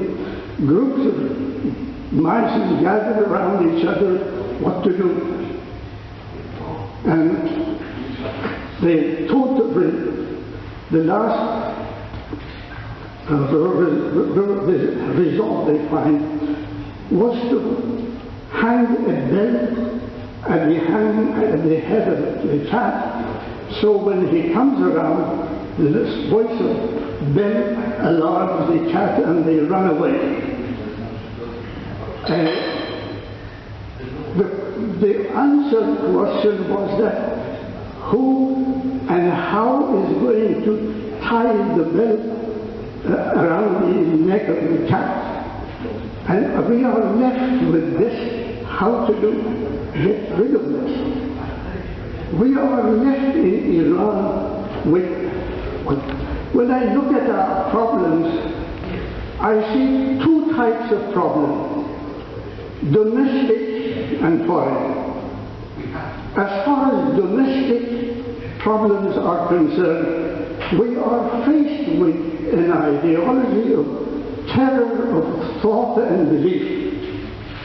If one says, I like to change my religion, he will be killed. If he argues with them, he will be killed. If he says, I'm a Baghaei, he will be killed. I mean, and the mass of the people, the illiterate people, think that if they don't kill the one who doesn't believe in God, they will spend the rest of their life in hell. This is our problem. This has to be solved. Unfortunately, average people say, oh, we have to respect the belief of people. But these are murderers. How can we accept their beliefs? The way I look at things, I think of three channels to attack, separate the public from the mullahs. One line is the ruling, the parliament, Majlis ruling, parliament ruling, which is against Quran. This media and the public should spread it to show that these are not Muslims. The second part is the ideology of terror of thought and belief itself. I don't know how Mr. Trump has found an idea to fight the God with commercial, economic sanctions. You cannot find an ideology with force. It has to be, one has to inform them.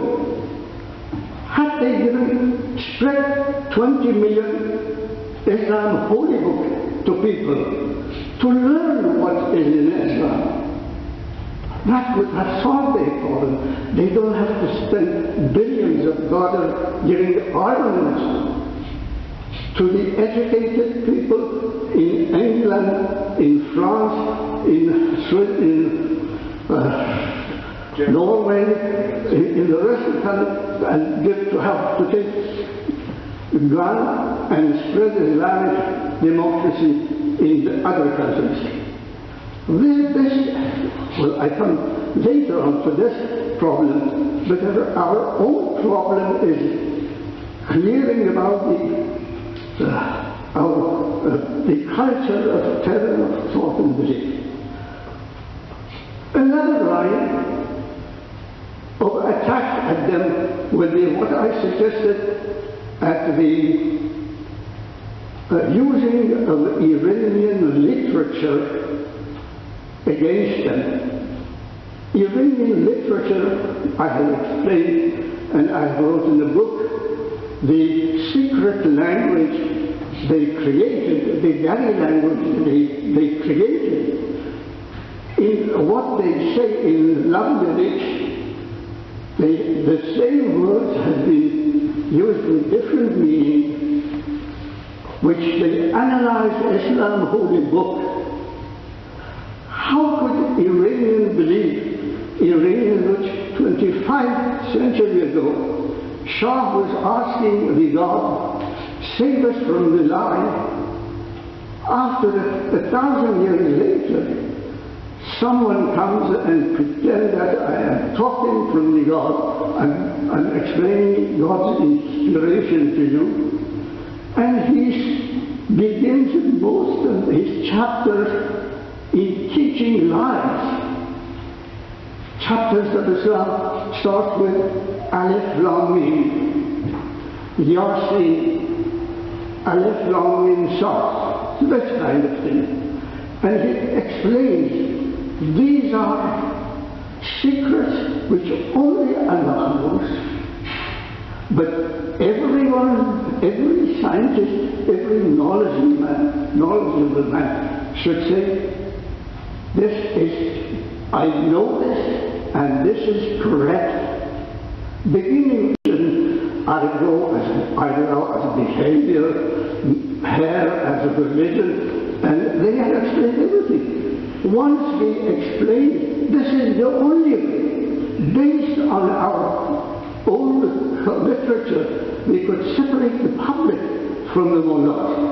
Today, we see 20 million people vote for them. We may not like them, but they won't vote for them. This is the only way to separate them and to be able to bring something new. As far as the foreign problems, the source of foreign problems began in 1971 when Harvard University published the book World Dynamics, explaining problems of economic system when due to limitation of raw material.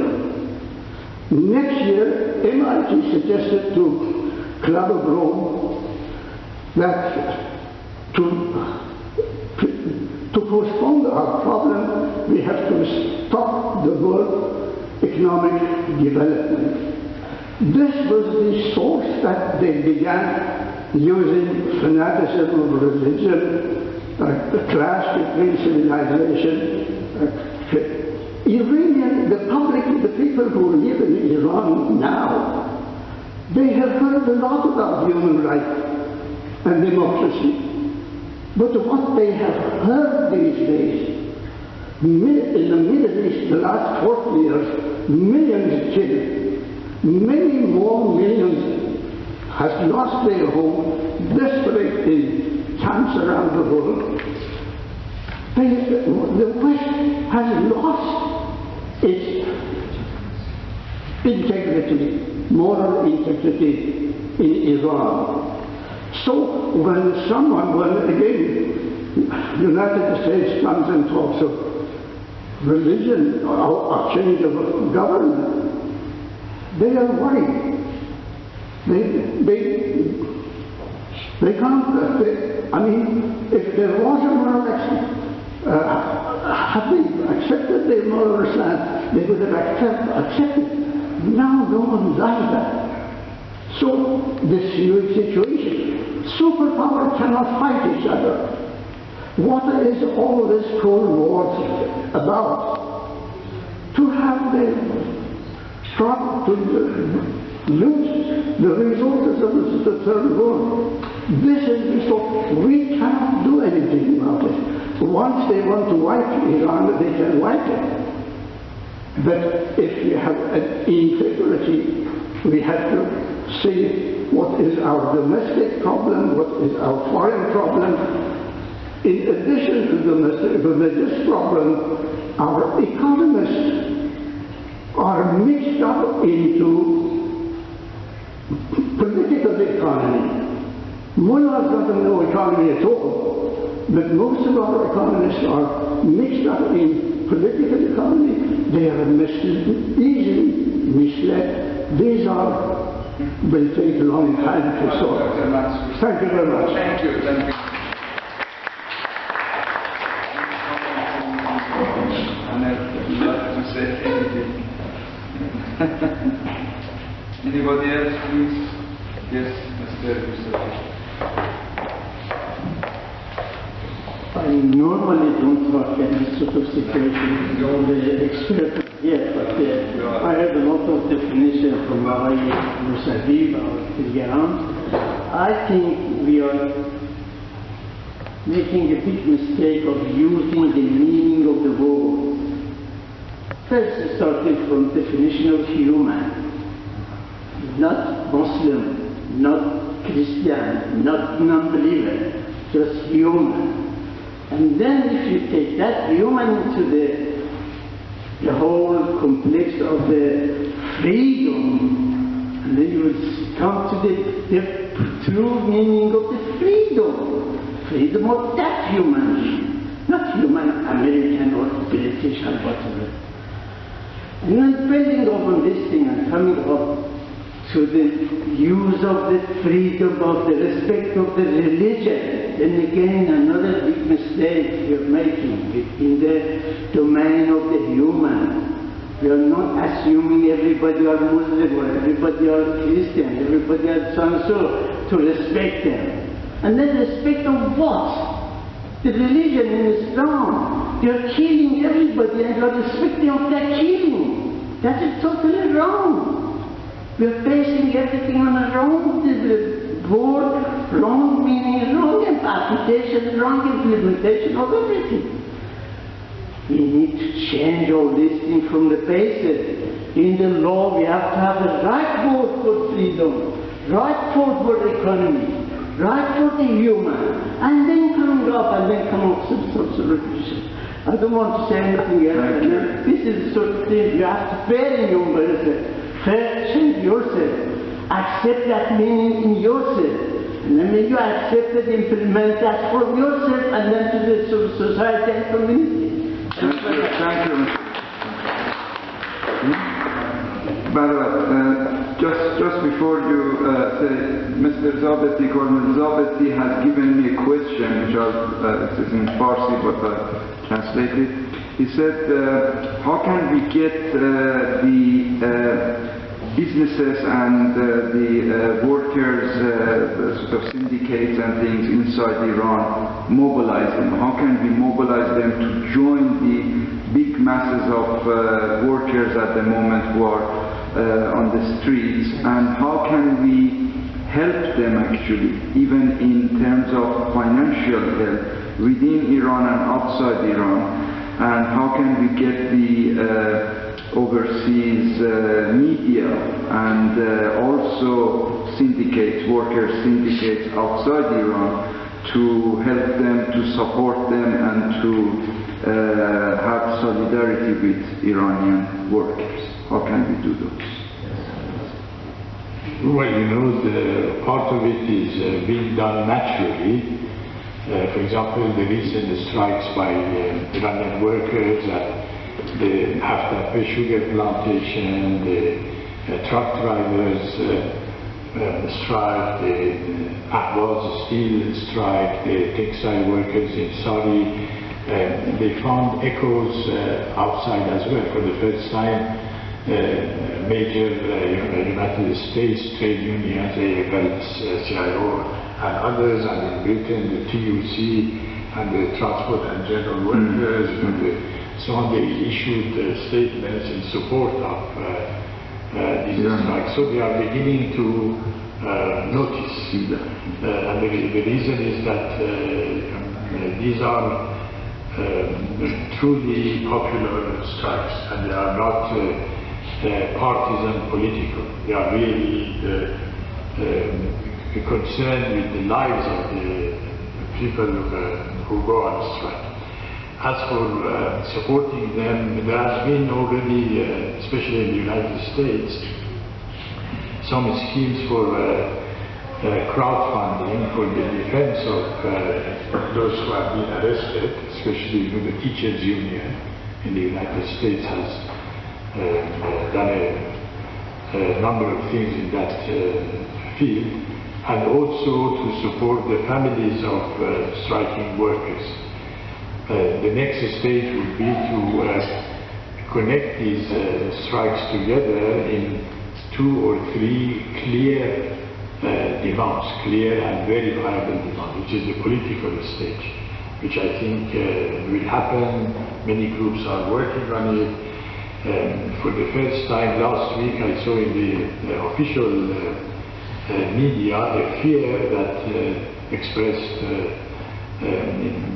obviously dictated editorials to the official media, the fear that these strikes may become political, develop a political angle, because in some areas, for example in Haftar, some slogans appeared like bread, work and freedom. down with the dictator. So there is gradually, we have to believe in the organic development of protest as well. There is we can influence it from the outside up to a certain point, but we cannot seize control of it. We cannot claim to lead it. We have to be its voice. We have to be the voice of the voiceless. The voiceless. Thank you very much. I'll try to speak in English. My question is... You can speak in German as well. I understand.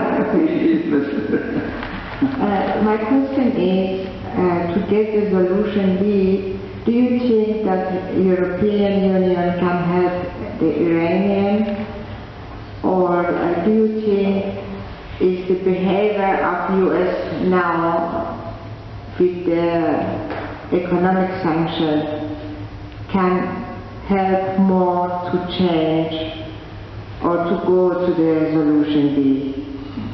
Plan B. And can such a panel with European people help Iranian to get this solution B? A solution without war, without not create the Iranian people.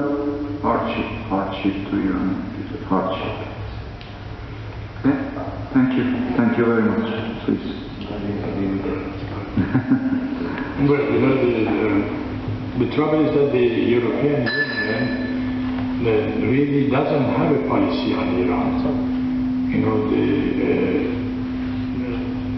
I've talked to many of them. I've met the German foreign ministers, British foreign secretaries, French foreign ministers, and so on. Their analysis, put very brutally, is like that. We want to continue our dialogue with Iran.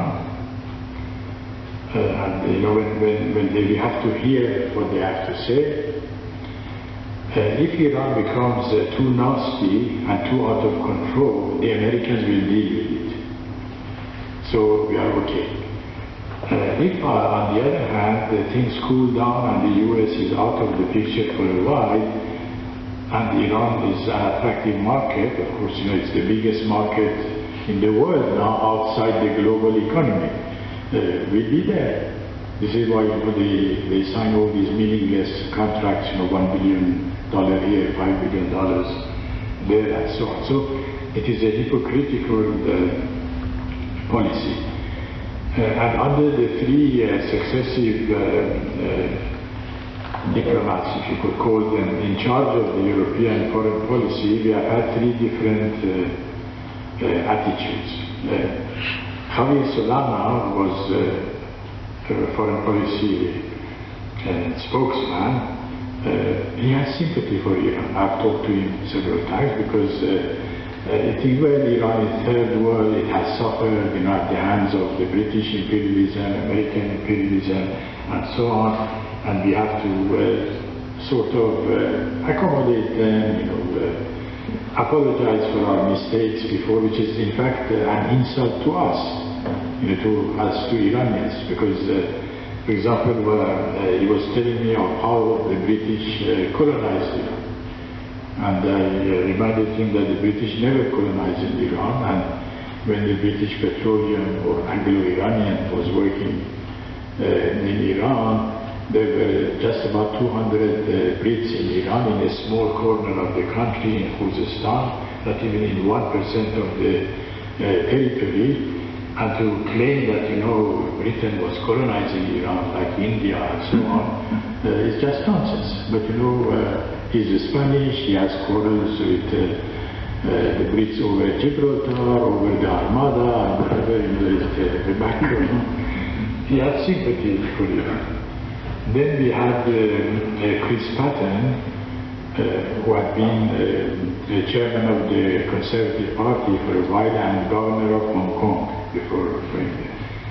And he thought he took the Iranians with the Chinese, because the Chinese are deal makers, the Iranians are not deal makers.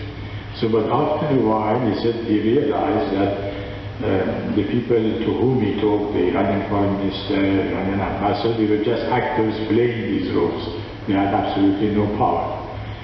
Then we had Lady Ashton, whose British diplomat, whose sole concern was not to offend the Iranians by showing a little bit of hair under the scarf, or the skirt should be right up to the Achilles tendon, like that. Then we had Federica Mogherini, the false blonde, the peroxide blonde, my favorite, who has visited Iran, Tehran, more than any other capital in the world. Can you imagine it? And recently he went on a tour of the world to promote the nuclear deal with Iran. For example, he went to Rangoon in Myanmar or Burma and gave a press conference in support of the Iranian nuclear deal. Why? The Burmese were killing the Rohingya Muslims. Of all the problems in the world, the only problem that the European Union is concerned about is this Iranian deal. But the good news is that she's going to be finished at the end of this year. The new Italian government is not going to renew things, and her party, even the former Communist Party, has almost disappeared. And before that, you had the three stooges, as I call them, Jack Straw from Britain, Joschka Fischer from Germany, and Dominique de Villepin from France. The three stooges were coming and going, and we had invited actually Jacques Straw and Norman Lamont to come to the unfortunately. When I talked to them, they said, yes, Iran is a great culture, we have to respect it. And so I said, okay, have you read the poetry of Rumi or Hafiz and so on? Of course. But the thing was that they didn't realize that because Beethoven is a great composer, it doesn't mean that Hitler is a good man. That if you like, I don't know, Tchaikovsky, it doesn't mean that you should love Stalin. So this confusion was these three stooges went to Tehran and signed the so-called Sadabad Pact, which destroyed the only useful thing that the EU had done, which was withdrawing all their ambassadors from Tehran at one point, because over the Salman Rushdie killing fatwa, and they just came back. And I saw recently he went for the inauguration of President Rouhani, who is a friend of him, and he helped Rouhani get a PhD from a college in Glasgow in Islamic theology. Can you imagine that? President of the Islamic Republic it's like Theresa May getting a degree from Home University in British Constitution. Anyway, so he was invited by Rouhani for his inauguration. So he went there, and later I saw him at dinner at the Kuwaiti ambassador's house. And I said, well, how was it? He said, oh, it was very good. They received me, except when we went to Yazd, your city. He said, things became scary. He said, he was with his wife. He said, how did it become scary? He said, they telephoned us from Tehran. He said, quickly leave Yazd and come back. Because another branch of the government, as I was explaining, was planning to kidnap them. So immediately they cut the trip short, went back to Tehran, got the plane, and I didn't know Yazdis are so brave actually. Yazdis are usually very conservative. This is the story he told me. I don't know. Anyway, since he was a protege of the Barbara Castle when we had the Passionaria, I wouldn't put anything past him. So I don't count the European Union because they are not powerful enough. They are economically, of course, it's a great economy and whatever, but they are not politically powerful enough to make any difference.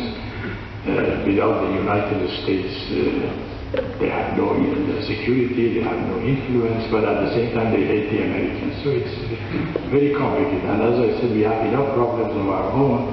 I don't want to get involved in your problems. Did you have more questions? Please. At the moment, the U.S. foreign Foreign Affairs, they are trying to bring the Iranian organization, different organization or opposition in outside of Iran, to get all of them to a table, round table, and talk together to get a solution or to find a solution for Iran. Do you think it is a good solution, or to get your solution be quickly if the different opposition, Iranian opposition comes together? I don't think so. Experience has shown that when the Iranian opposition came together, they made a mess of things, as you can see. Under the Shah, all the Iranian opposition united. Our Communist Party, in its newspaper Mardom, in their editorial, they said that since we saw the face of Imam Khomeini in the moon. Can you imagine that? This is very Marxism-Leninism. So they all became united. So if you become united in mischief, it's no good. If you become united in carrying out one aspect of American foreign policy, it doesn't interest us. Because they do their business, we do our business. All we want from the Americans or anybody else is not to help this regime, as they have been doing it. The Americans already have an experience of this with Iraq, and I was very deeply involved with Iraq, because Iraq is our neighbor. I was very interested in it. I attended all their opposition groups. I knew their leaders. The big conference they created in London at the Hilton Hotel in Paddington. I attended. I was the only foreigner, non-American, non-Iraqi allowed to be there. But I was against that from the beginning, because I had three objections. First of all, that nobody is going to accept the parachuted leadership from outside. And as you saw in Iraq, none of those exiles became anybody. In the end, they were all, if you like, kicked out or sidelined.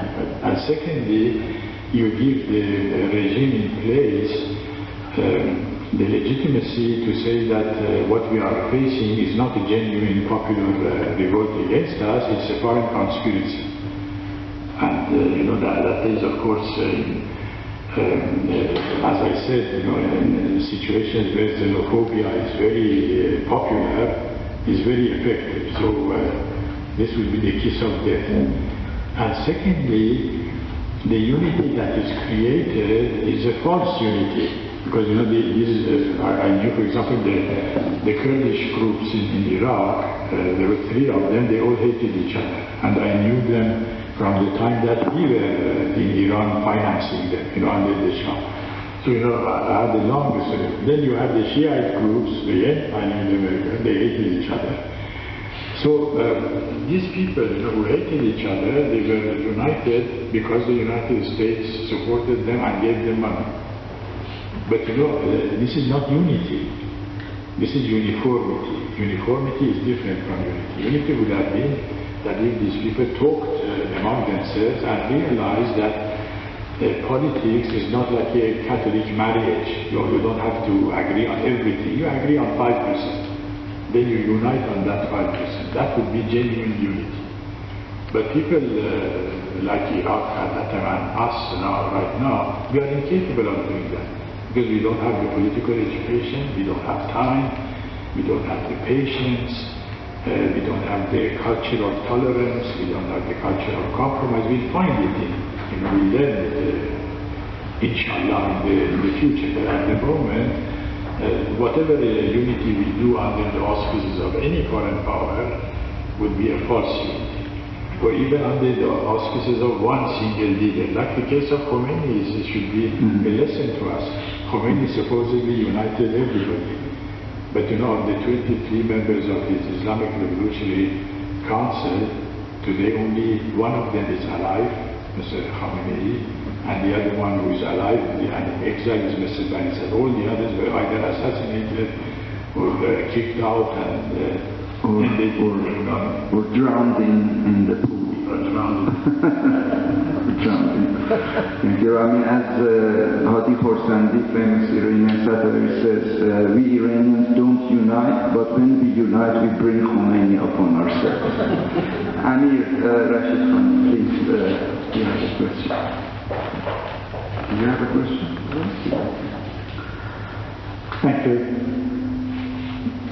You're arguing for strengthening the nation state, Iran as a nation state, and reviving the Iranian state, otherwise known as becoming a normal country as put by the Secretary of State Mike Pompeo.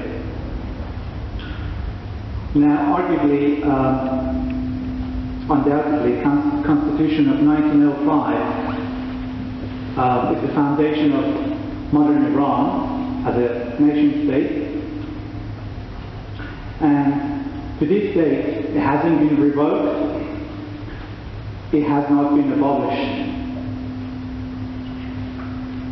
Even the fraudulent referendum of 1980, that was not a question on the ballot. The question was, Islamic Republic, yes or no? It wasn't that the Constitution of 1905 could be abolished or not. So it has not been revoked to this date and remains valid. That Constitution also lays out a mechanism for making amendments and convening a constitutional convention to make that happen. Now the question is, are we going to reinvent the wheel, or are we going to go back to our roots and use something that was available to us by our ancestors 114 years ago in the Constitutional Revolution? They made that achievement. It's one of the greatest achievements in our modern history. Are we going to completely ignore that and start off fresh? That is there seems to be a support amongst Iranians. We hear the widespread chants of O Shah of Iran, return to Iran, or an Iran without Shah is an Iran without accountability. But we also hear the chants of Valiat Khojai Bedal O Crown Prince, help us. We hear that in widespread demonstrations across Iran in over 100 cities. There seems to be support and support for the constitutional monarchy and the Constitution of 1905. How are we going to deal with that? That's the question. Thank you very much. Thank you. Well, this question has three aspects. The first aspect is the Constitution of 1905. Of course, nobody will ignore it. It is part of our heritage, as well as 150 years of Iranian struggle for modernization and freedom. The more sources of reference we have, the better. But the Constitution of 1905 is not applicable at the moment, in this totality. It envisages the creation of a constituent assembly. We could, of course, use that and create a constituent assembly. At the same time, we don't want this kind of constitution to become a point of division in Iran again. Because immediately, as you say, I want to go back to 1905, some people will be for, some people would be against. What I'm saying is that we want to go forward, and as going forward, 1905 is with us too. Other struggles that the Iranians have done will be with us. The reforms done under the Reza Shah, the great will be part of our heritage as well. So, we don't want to just put the clock back, so to speak. As for people saying they want Reza Shah II or the Crown Prince, whatever title is used. Of course they are free. If you ask me personally, I'm a monarchist person. I like monarchy for everybody, including for the United States and China. But that's a different story. What we are dealing with now is to create a transitional period from the present non-stateless of Iran into statehood, and once we have regained our statehood, we could decide whether we want to be a monarchy, we want to be a republic, whatever the people of Iran decide would be acceptable. Let us not create new divisions by how shall I say, fighting over the bird that we have not hunted yet, as we say in Persian. Dr. Mansoor, no? Any questions? Yes, please. A question to Dr. Mansoor, that's I suppose within his expertise. We know that the sale of oil, Iran's sale of oil has gone down from 2.8 million barrels per day. It's gone down to 1.8 at the time the second wave of sanctions went in. And according to new estimates, in the first half of November, it's already gone down to 1 million barrels per day. Or there's some estimates that suggest that it's actually been less than 1 million barrels a day. Now, they're going to have revenue problems. The question is that how long can they survive with the current official reserves and the forex reserves they have to obviously resort to that. But they have also banking sanctions that doesn't allow the transfer of money from their accounts, their overseas accounts or their escrow accounts. They cannot transfer it back to Iran. How are they going to survive and how long can they last? Thank you. Dr. Mansoor.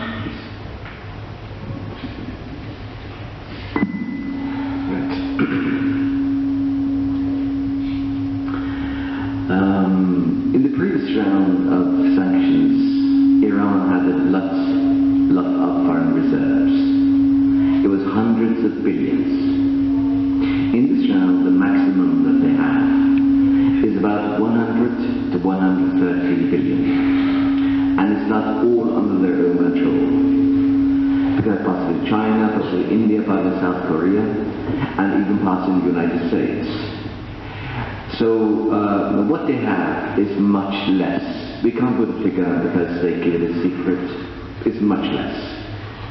This is one of the reasons that they've resorted to change the exchange rates in order to create liquidity. One more thing which has got to be realized is a strange way of dealing with foreign reserves that they've had. The Central Bank of Iran. For the past at least 10 years, what they've been doing is this. The oil sold enters into the books as an income. Even if the money doesn't come into the country, the central bank issues equivalent in riyal of the amount, and the government possesses it. So this means inflation, this means increase of liquidity. Instead of, the right way would be the way you use your foreign exchanges to get the foreign exchange and use it for imports. And once you import the money, then you issue domestic liquidity. This is what is called sanitation in international central banking. You sanitize the money that comes in. But this is an accounting game that they've been doing. So you sell the oil and the equivalence of it enters into your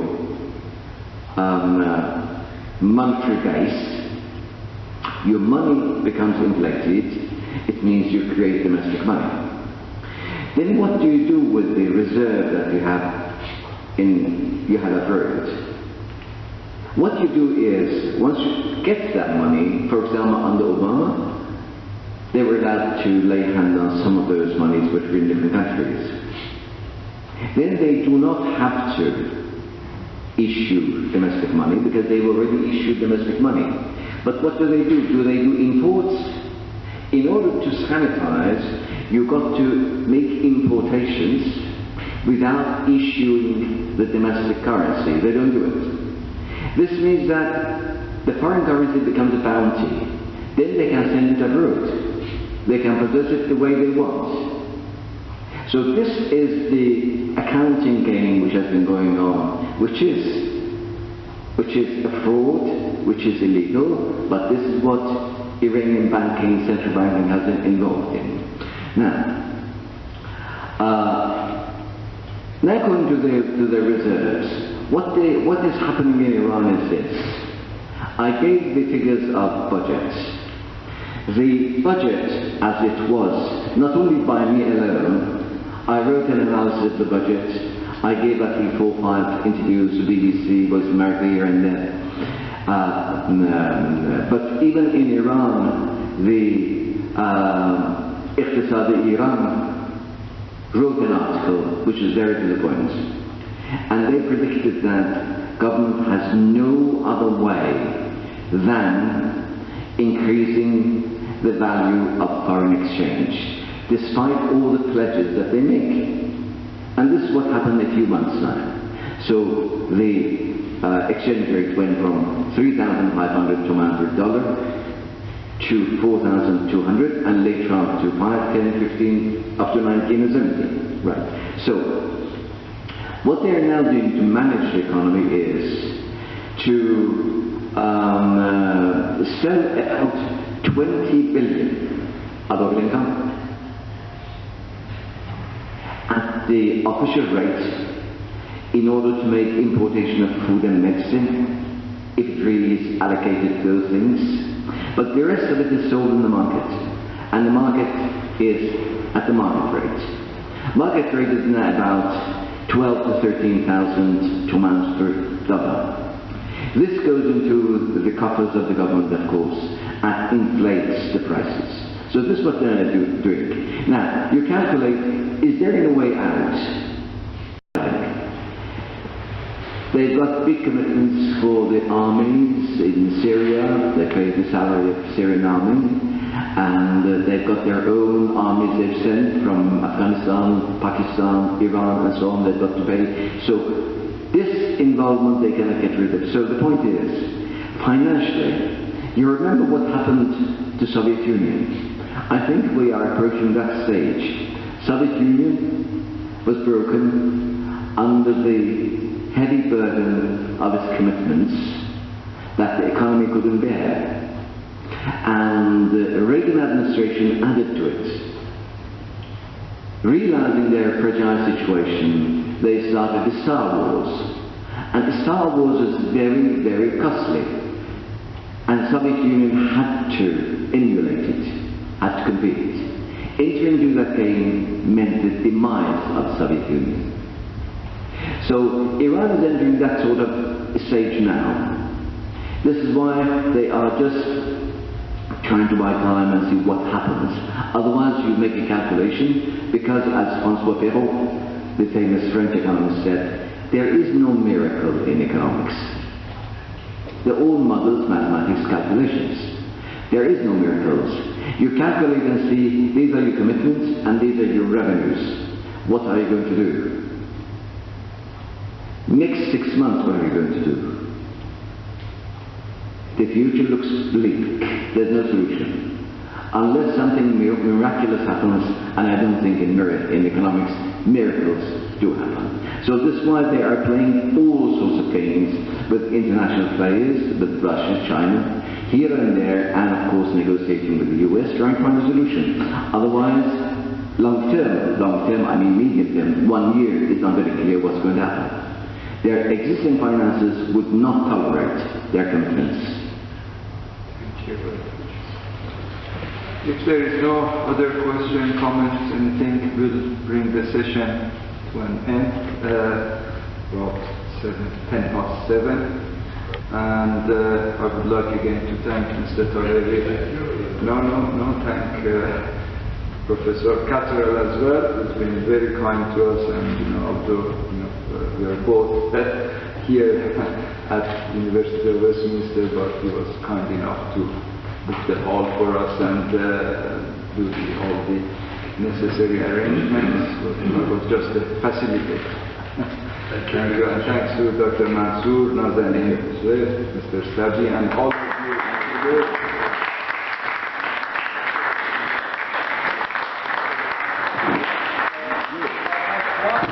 One message from a very good dear friend of us, Mr. Pahlavan, who's unfortunately today is undergoing an operation in Austria.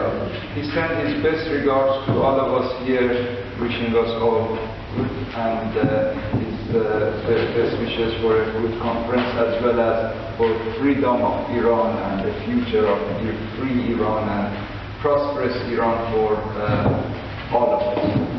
So we look that process and wishing well to all the operation well and good operation.